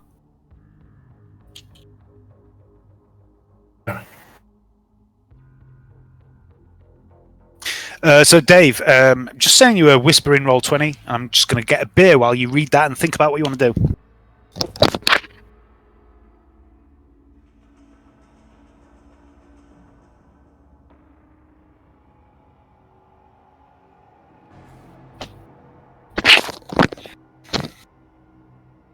Okay.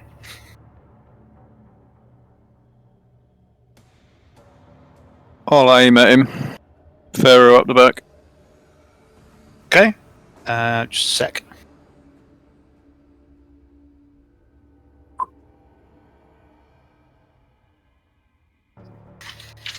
Okay. So this would be a half aim. Yep. A single shot. Red dot. A red dot. Range. Range, yep.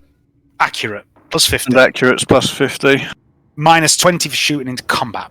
Yep. James, it's like Ramsey all over again. So plus 30.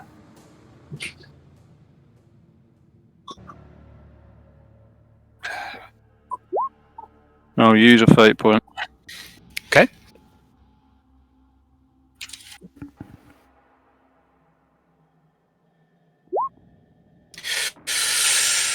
Fucking terrible roll. Feru Fane cannot dodge. He dodged Seraph. Still a hit.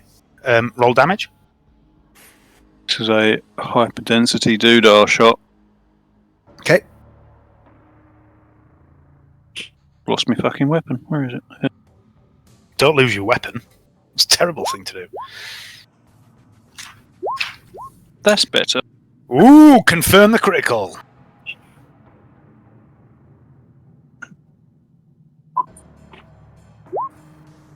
Fuck's sake. 16, still pretty good. Pen 4. No, it's not.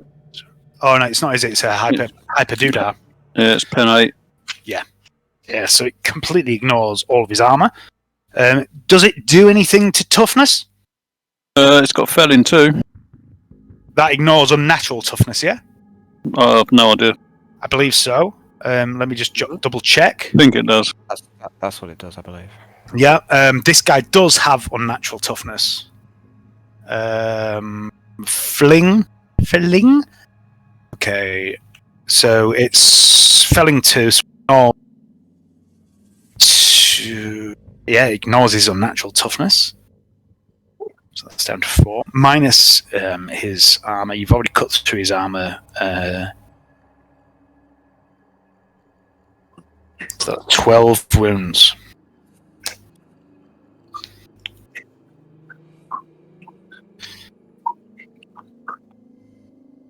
There is a scream from across the chamber as Hannibal finally snaps out of the fugue state he's been in, throwing up onto his own weapon for the last almost minute or hour, depending on your point of view. The round passes between Gaius and Aynthraxes, whistles by the ear of Seraph, and strikes Feru Fane in the body. Right in the And he chest. screams. And reality shudders.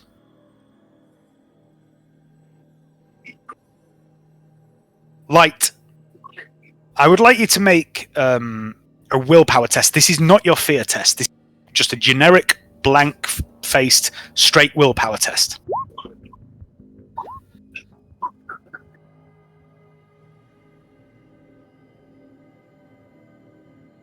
Okay, James, it's your turn on light. Make a fear test, please. You're still at minus 10, I think.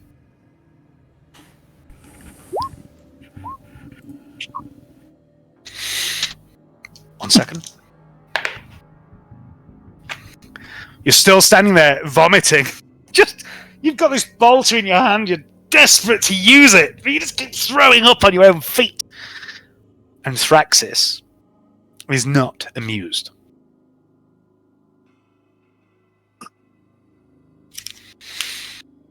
It's got more plague than the plague man.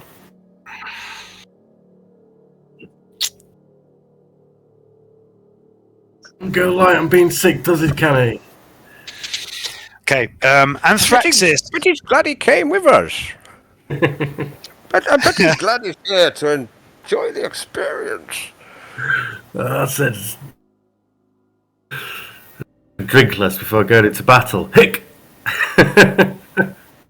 Aynthraxes is going to last turn he missed, or he parried. Sorry, didn't you parried? Sorry, Hayden. This turn he turns on you, and the mirthful that has accompanied Aynthraxes throughout this battle is gone, and there is this look of utter hatred and contempt on you, Gaius, as he raises the club, and he is going to use an ability he has. Ham He's sandwich. He's going to burn a fate point. And he's going to make the next attack he rolls unavoidable. It cannot be dodged, and it cannot be parried. And because it's quite a serious moment, I'm going to roll it to hit in the chat. He has a weapon skill of 61. Brilliant. And he's going to... he can all-out attack this. He can only make it a straight weapon skill attack. and it does remove any defensive abilities for the next turn. So he 61 and he hits you. Anything else and he doesn't, and he cannot defend. Okay. He hits you. Hey. Nice knowing you guys. I'm going to roll. I can't dodge roll. or parry. No, you can't dodge or parry this, unfortunately. I know it just told me twice, but Just to make sure I am paying attention, yeah. So I'm going to roll damage.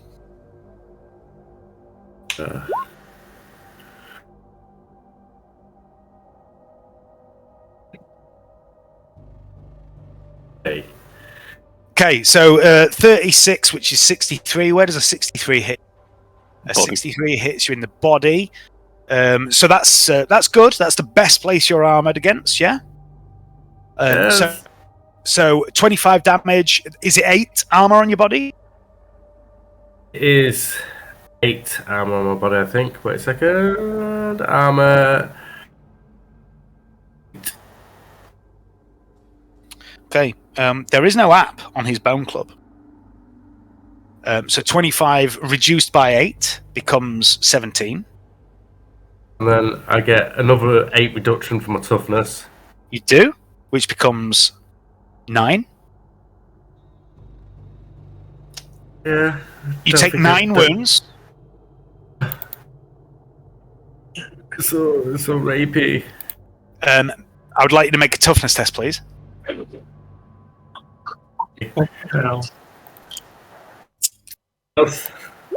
Trick the head right here. It's really for you. You resist the poison. That's good. Make a strength check. Just about to change my wounds. Yeah, oh no, my strength is weak as a kitten. 13 to beat.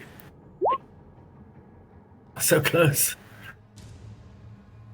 Okay. How many wounds does that put you down to, please, Gaius? Down. It should let me just get to my wounds. I was nearly there.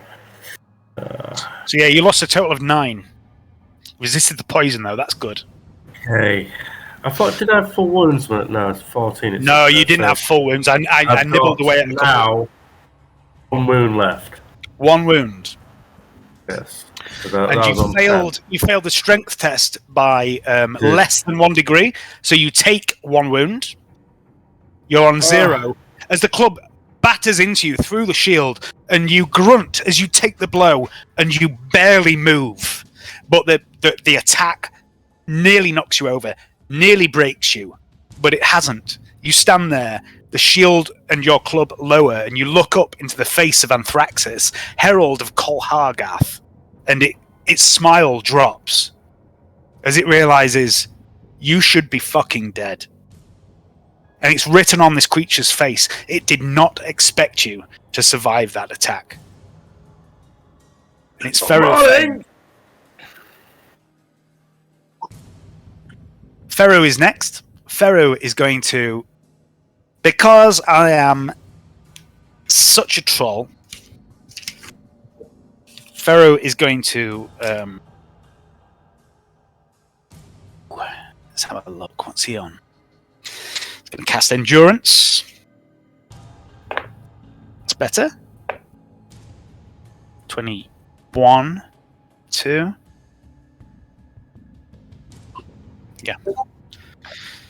That puts him up to that, and it puts him to that. And you begin to see the wounds on both Pharaoh Fane and Aynthraxes knit shut. Gaius.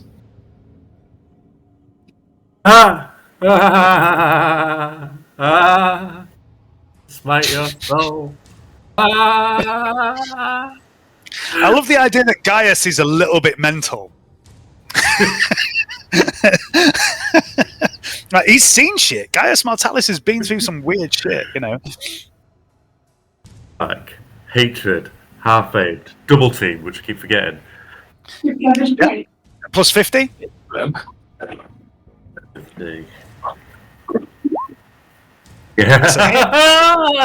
there's nothing Aynthraxes can do about this.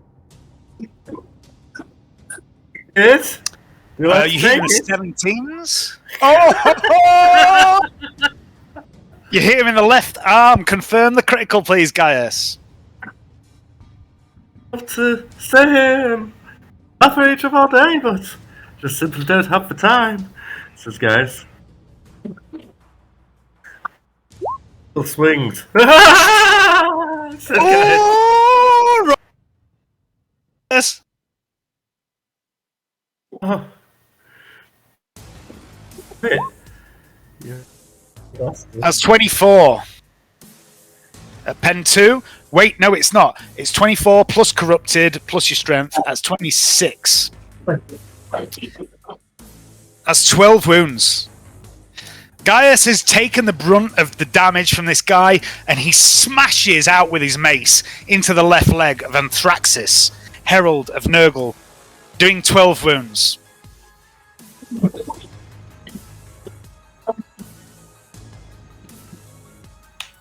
Take you. The Herald stumbles. His club comes down to support his weight, and he bellows in rage and pain. He's looking rough now, Gaius. It's Trantia's turn. Trantia runs. 3, 4, 5, 6, 8, 9, 10, 11, 12. I don't think that's a charge for her. Let me just check. No, it's not. It's a run. And as she does, she drops the rifle and the pistol. And she takes off her gloves. Canny. It's turn 6. Turn 6. I'll go for another double strike.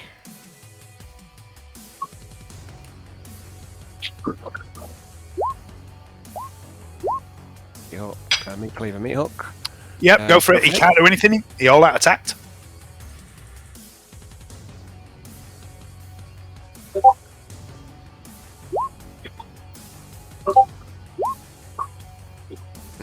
That should be 14, so 25 and 14.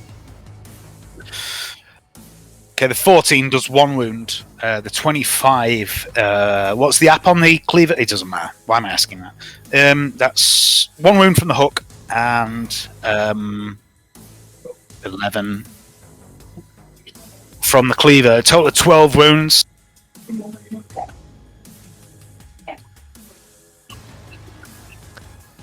And a toxic test for him. -5. He passes that. It's kind of irrelevant.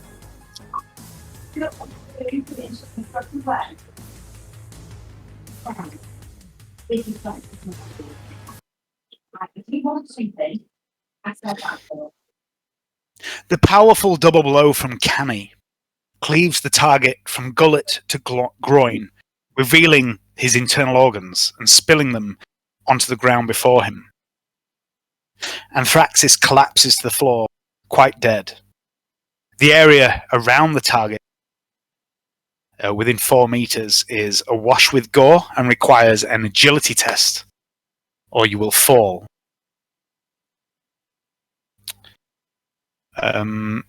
Wait.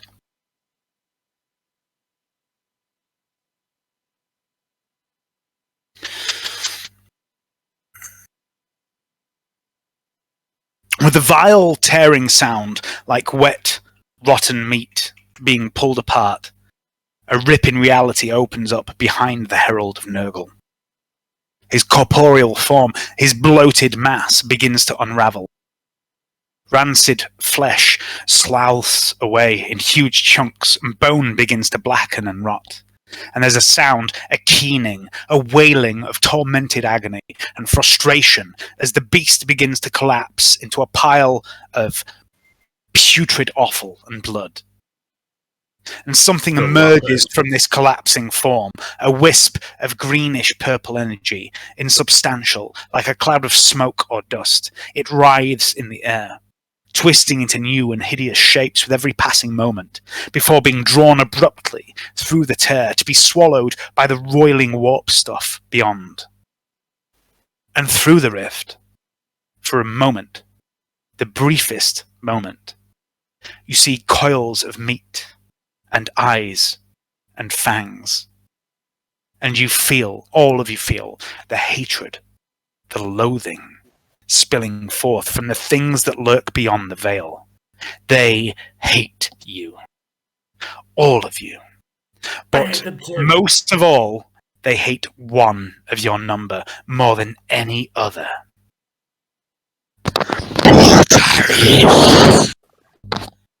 The voice comes like booming whispers in a graveyard after dark. And Gaius, you can feel him, his presence. He's there, just beyond that rip in reality, watching you, furious and powerless. And when last you encountered him, he spared your life out of curiosity, amusement, perhaps. The last pure man on 47 Capella. Incorruptible. Unbreakable.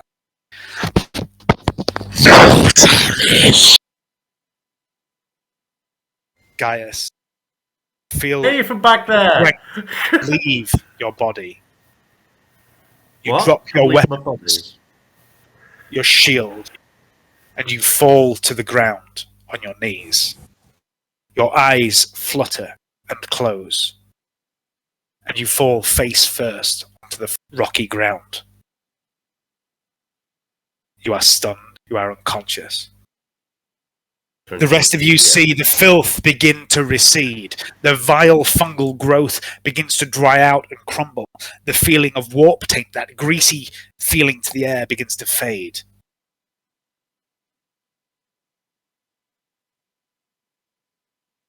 It is... that was Cammy's turn. It's Seraph's turn. Seraph is going to...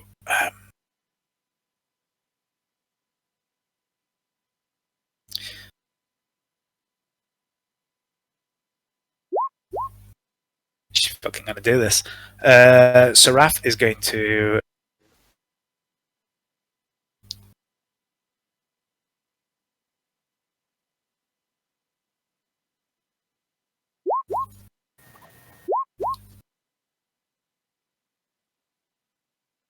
So, dodge from Feru.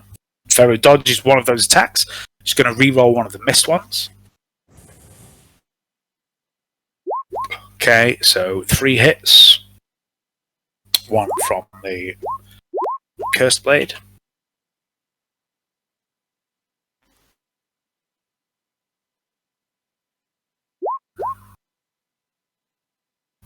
Okay. Doesn't have me to roll that. That's fine. Seraph launches into her furious assault.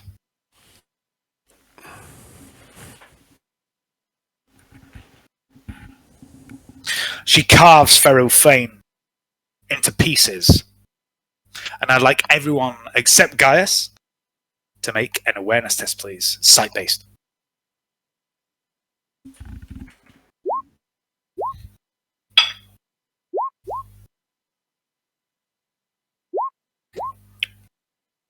In the dying moments of this fight,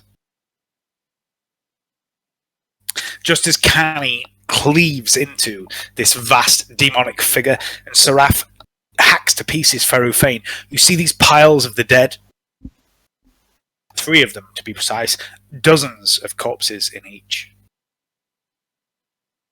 begin to twitch and stir, light building behind their eyes. But with the death of Aynthraxes and the death of Pharaoh Fane, the corpses that were programmed to awaken in turn 7 do not.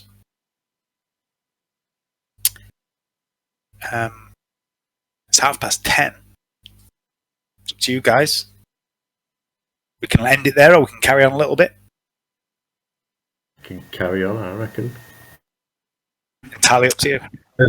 I always forget, like, when you start at 6:30, I'm playing till 11 anyway, don't I? Half.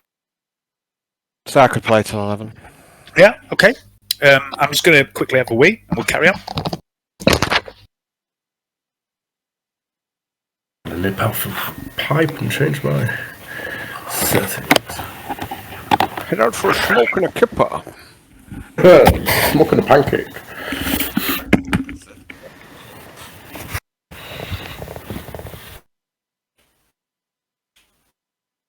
I'm going to turn the camera off because reception is terrible in my garage.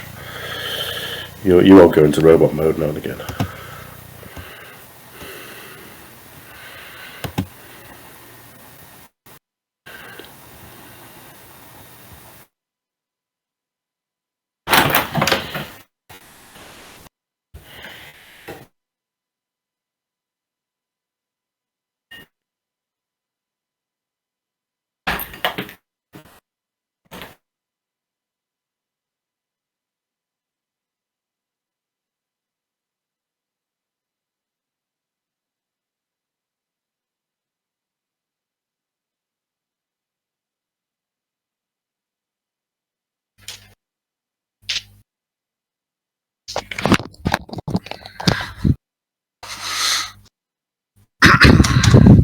Shit. By the way, James, as these creatures die, you are. I know you've spent that entire fight fucking feared. Yeah, you are no longer. You are no Oh, longer. it's absolutely fuck all help. Fear is such a killer in Dark Heresy. It's fucking.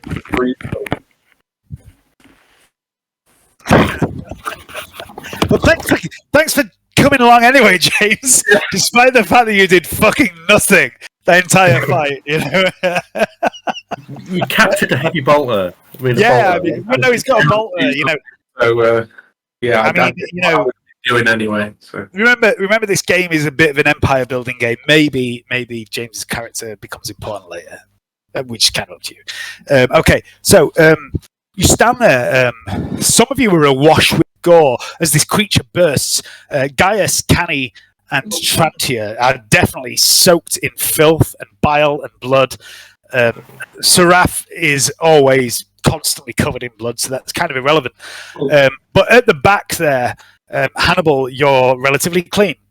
And you see the last moments of this fight as this vile creature is destroyed. What would anyone like to do? It's over to you guys. I'd like to dry retch, please. Yeah, make a retch roll. Yeah, you can dry retch.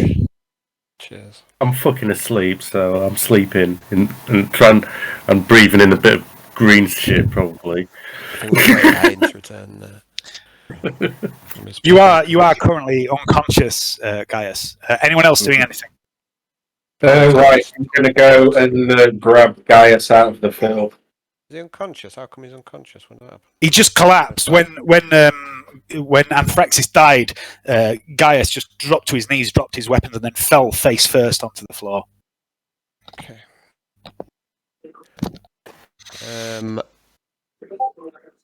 I'm gonna have a search around for a stem. I think there's some in the med pack that I gave him. If someone's got a med pack, there's usually a couple of stims in there. It'll say in your character sheet if there is. Yeah, so I've got the med pack in my inventory, but I think it's actually in. I think Hayden's actually had it for a while. So, but yeah, there's a couple of stims left in it, so I'll pull one out and see if I can stim him. Okay. You stim Gaius. Gaius, my old chum, come around. We've won. Nothing happens. Shit. Anyone else doing anything? Hannibal or Light doing anything? Yeah, I was dragging him out of dragging Gaius out of the immediate area, away from all the filth. Yep, fair enough. You pull him clear. And Fought you'll see as well. You fought like a young man. All the filth, all the shit, all the rotting flesh is dissolving, it's disappearing, it's fading to nothing, and all that seems to be left is the desiccated corpses and the rusty weapons of the cultists, but the demon itself and one or two of the members of the cult just seemed to dissipate to nothing, like they weren't real. Okay, I'm going to head over to Feru's body. Light's going to look at Annie and just go, oh, I guess we'll be socially distancing after this, eh? Before you do that, Canny, Hannibal, what are you up to? I shall go and have a rummage around these boxes up here. Okay. Make a search check, please. There's two different boxes, so I'm going to assume this is for this one closest to you. Yeah, the one on the left. Hayden. Hayden, are you there? Did he say he was up for a smoke? Yeah, he said it. Yeah, he's off for gone outside for a pipe, I think. Oh, okay, cool. I'm here. Oh, all Yeah, right. okay. That's all right. I just Turn wasn't the sure if camera you were. Yeah, I wasn't sure if you were still here. I'm going to deal with you in a moment, Hayden.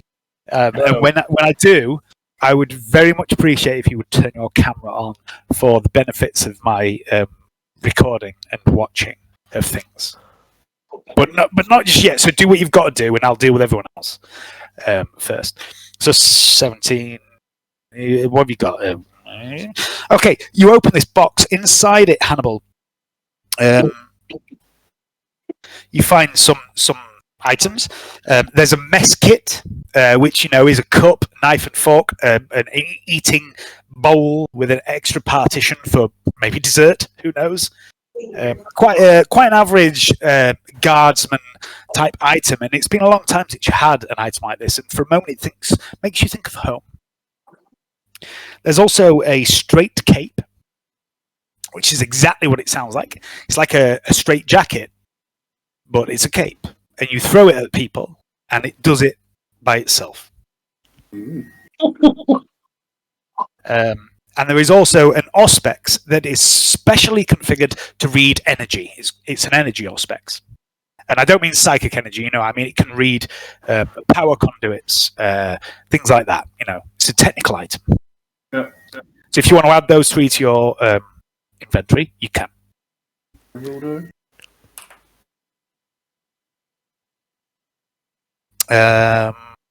Anyone else doing anything in particular?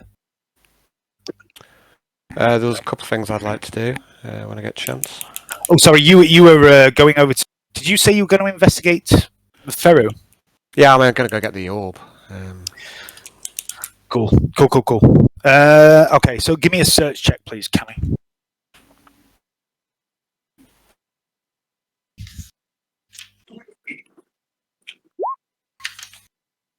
Okay, you begin to rummage through the belongings and the pockets of Feru Fane. He doesn't look like much, can he? At all. I mean, you are a man who, believes that physicality is important. You pride yourself on your own physical prowess, and you have very little respect for weak people. Or maybe you did until you met Otto, but you kind of developed a weird, grudging respect for it. Let's forget about Otto. Don't think about Otto too much. It hurts to think about Otto. You don't have emotions. Stop it, Kenny. Anyway, but this man, he's frail, weak, thin, like Otto. But he fought like a man with great strength, and he could do things you don't understand. You saw him healing his companions, weakening your allies. Some of your allies still look emaciated like flesh and meat. Strength has been stripped by them, and you're no exception. You know that Feru Fane was a potent adversary, and in this moment of patting him down, you begin to understand that strength isn't everything. And it's a revelation to you, Canny. It really is. And as you pat down the body of Feru Fane, you find a number of items upon him.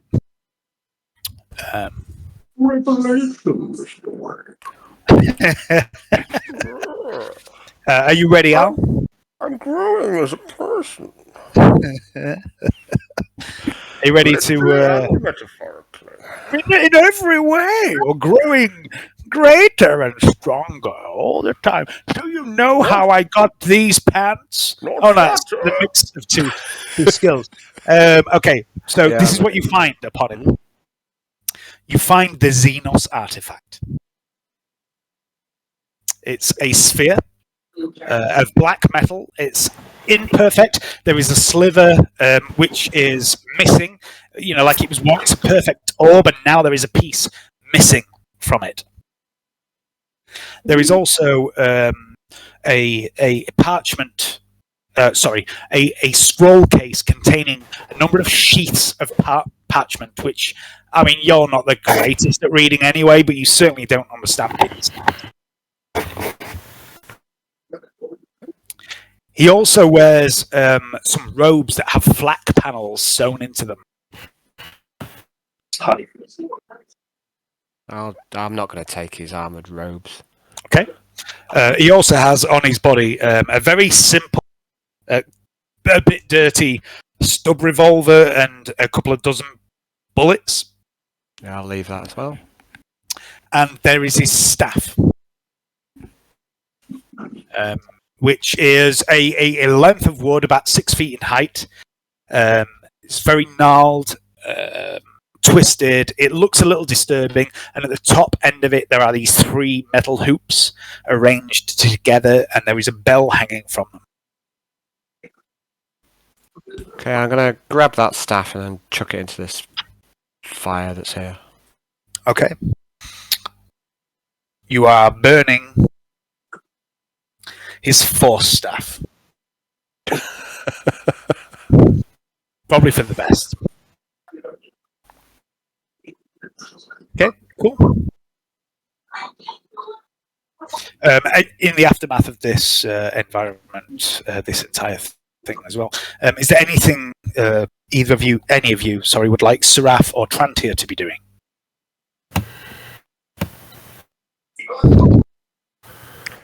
Let's go try waking nothing I need guys to do, up I with a think. blowjob. I can't hear fucking Hayden. It's all right. Gaius is still asleep.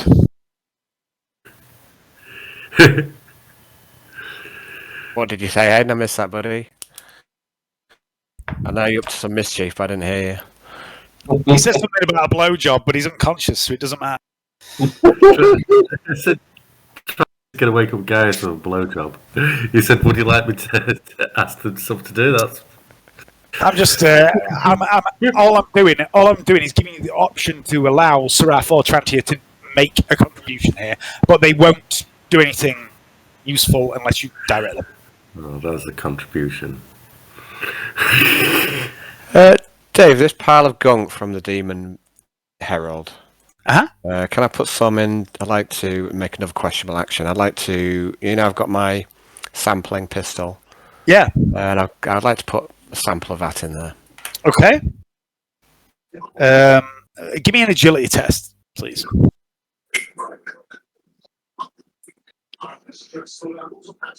If we ever meet that guy again.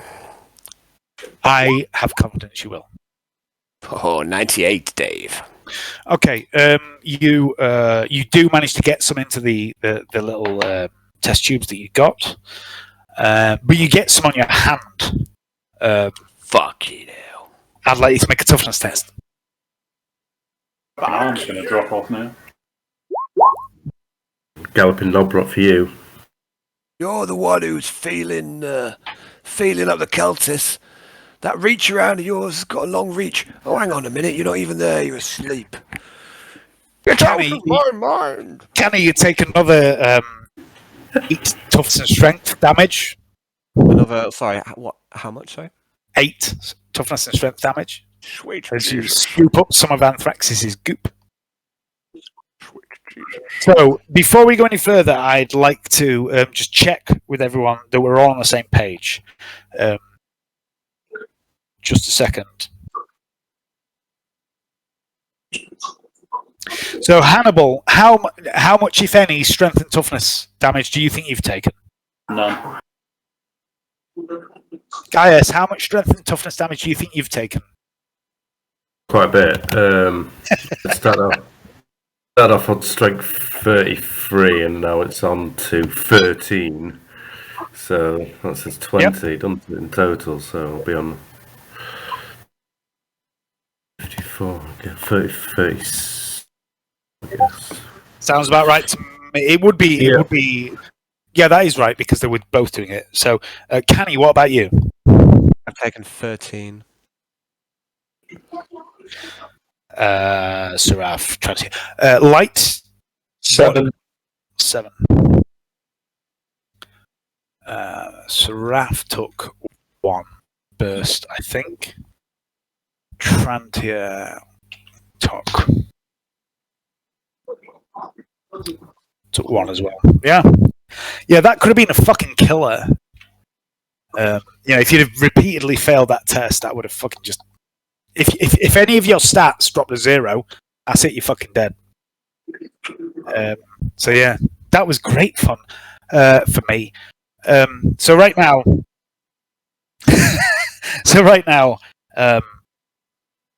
anyone else doing anything in particular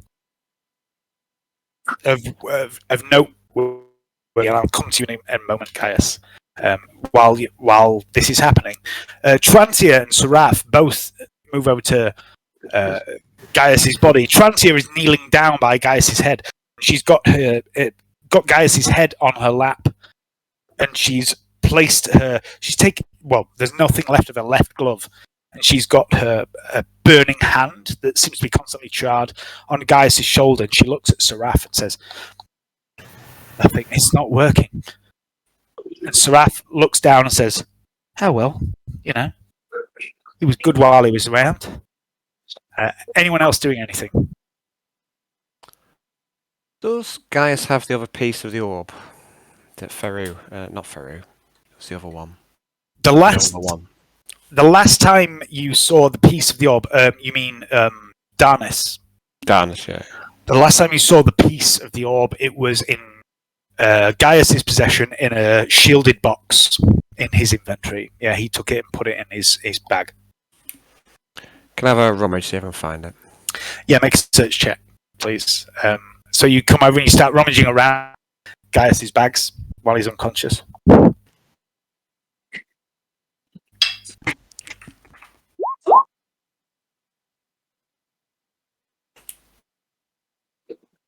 That's a pass.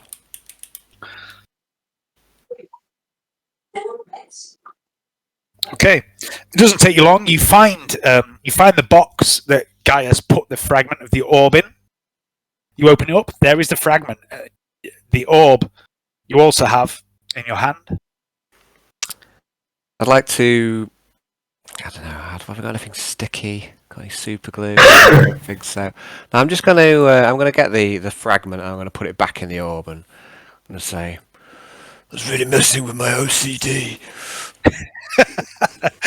Okay, you put the fragment back into the orb, and with a snap of power, it slides perfectly into place, and it rocks you back. Make a willpower test, please, Kenny.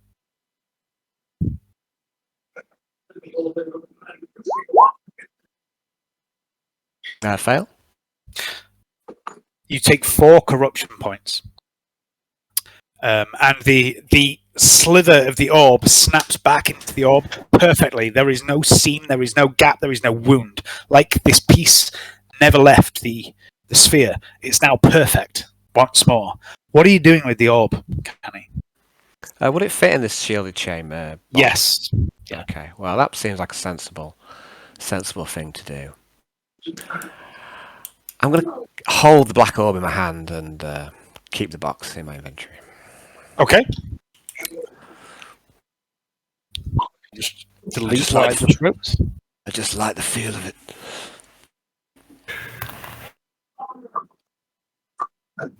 Okay. Anyone else doing anything of note? That's enough questionable actions for me, Dave. I applaud. I applaud you. Yeah, so Hannibal, you're searching the other box. Go for it.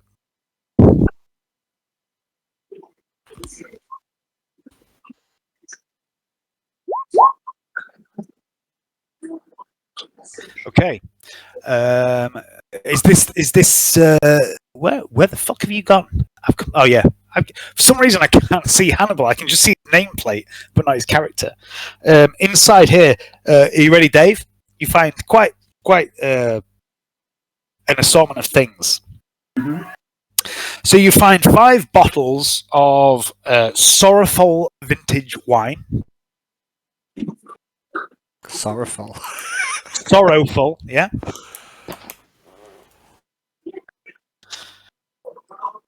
Yep.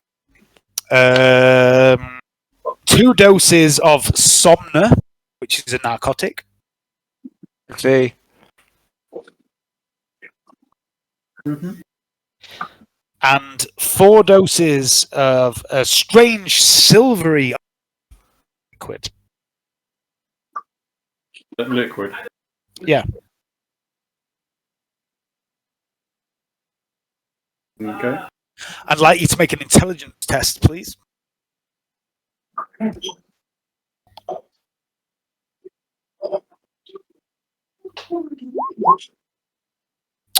You think it might be some sort of poison. Right. Anyone else doing anything?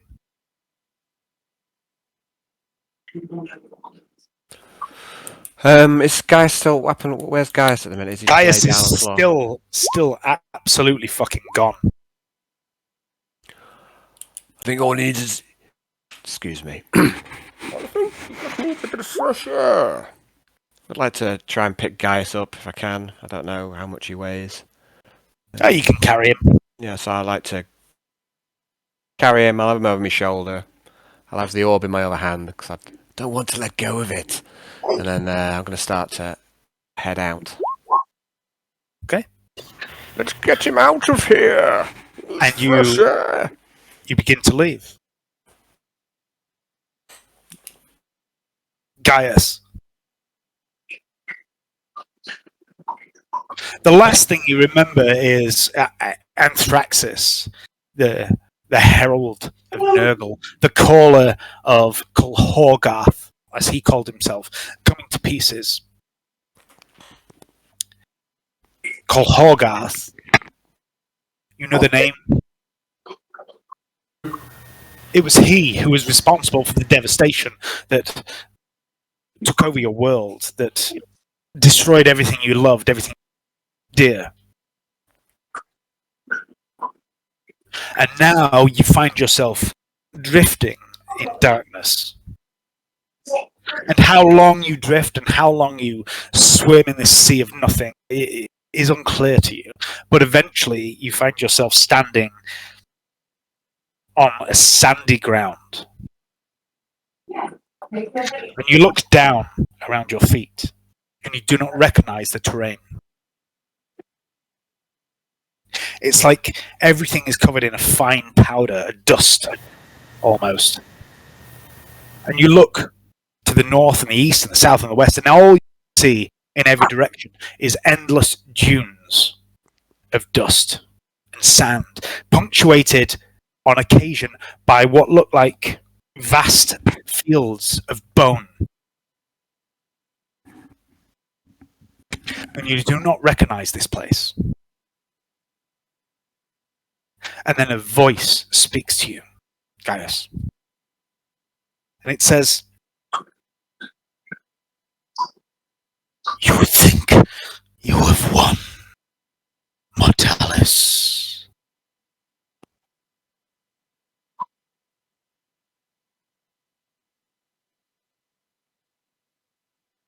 What are you doing? Didn't being there. Oh. Well, after this voice says something to me, I'm just gonna start singing "Give me joy in my heart, keep me dancing," and laughing manically to myself in my own head. The ground shudders beneath your feet. And you hear deep, sonorous laughter.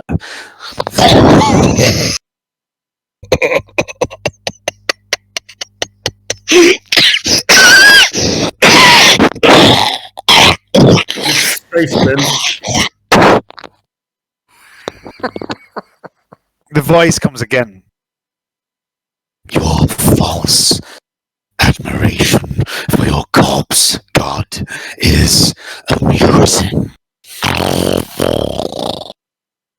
The ground shudders again, and you see 20, 30 feet away, the ground begin to rise, sand begins to spill away, and bones begin to become displaced in this endless expanse of desert and nothingness. The ground shakes, but you stand unbowed. You are not afraid. Despite the towering form that thrusts up through the desert.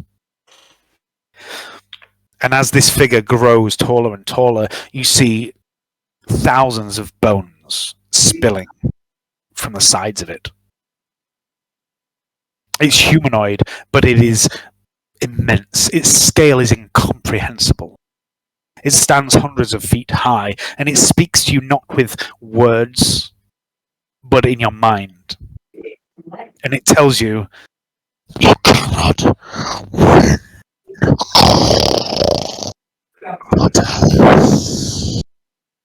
You are just a fluke, an accident. It's much of that, to be honest, Dave. Because of the thing, I'm not sure what you said. You were just a freak, a fluke, an accident.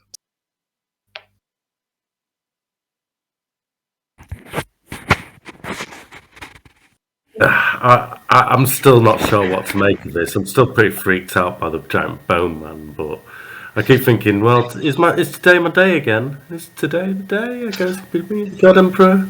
One thing you are certain of, Gaius, all the experiences you had on 47 Capella, there's some horrific shit you saw.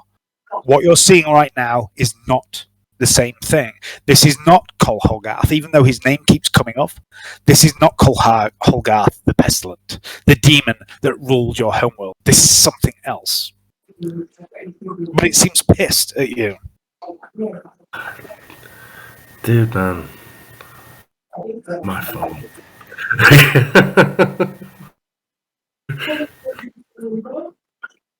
I wouldn't waste your time, mate. I'll die of old age soon. The vast air in the world begins to shudder as this towering creature reaches down and plucks you up, and he holds you in one hand effortlessly, like you're a small doll. He pulls you close to his face, and you can smell death, decay, and rot upon his breath, and he grins at you and says, "Your time is now, Mortalis." And his jaw extends wide. "See you on the world of bone." And he thrusts you into his mouth and bites down. Biting to death. It's good death. He'll give you indigestion. Let's make a willpower test, Gaius, but it is at a +10. Is this anything to go with malignancy tests? I don't like that. No. I've It's got just a straight willpower lots test. of things. You have, but I don't think anything really affects this. It's just a straight willpower test. It's not about fear or anything. So it's +10 though. I mean, I've got like off proxy +10 versus mind control and interrogations. It's not mind control. It's not mind control. It's sheer terror. Never again instead of mundane horror, true grit, goodness, resistance. Anyway, yeah. So willpower. Did you say +10? I'll just +10, yeah. Okay. 10.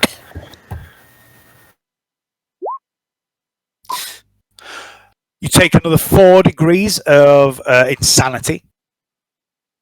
If you would add that to your character sheet, please. Yeah, I like that. And you wake up, and you're being carried away from this situation. It came quite bad. By light.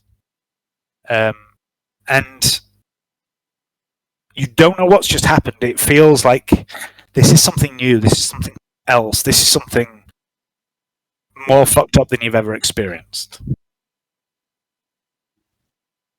And you don't think that you or your companions are ready for what you just experienced. There's something, some idea, some concept in your mind that tells you you have found your way into something much, much more dangerous than you can possibly imagine.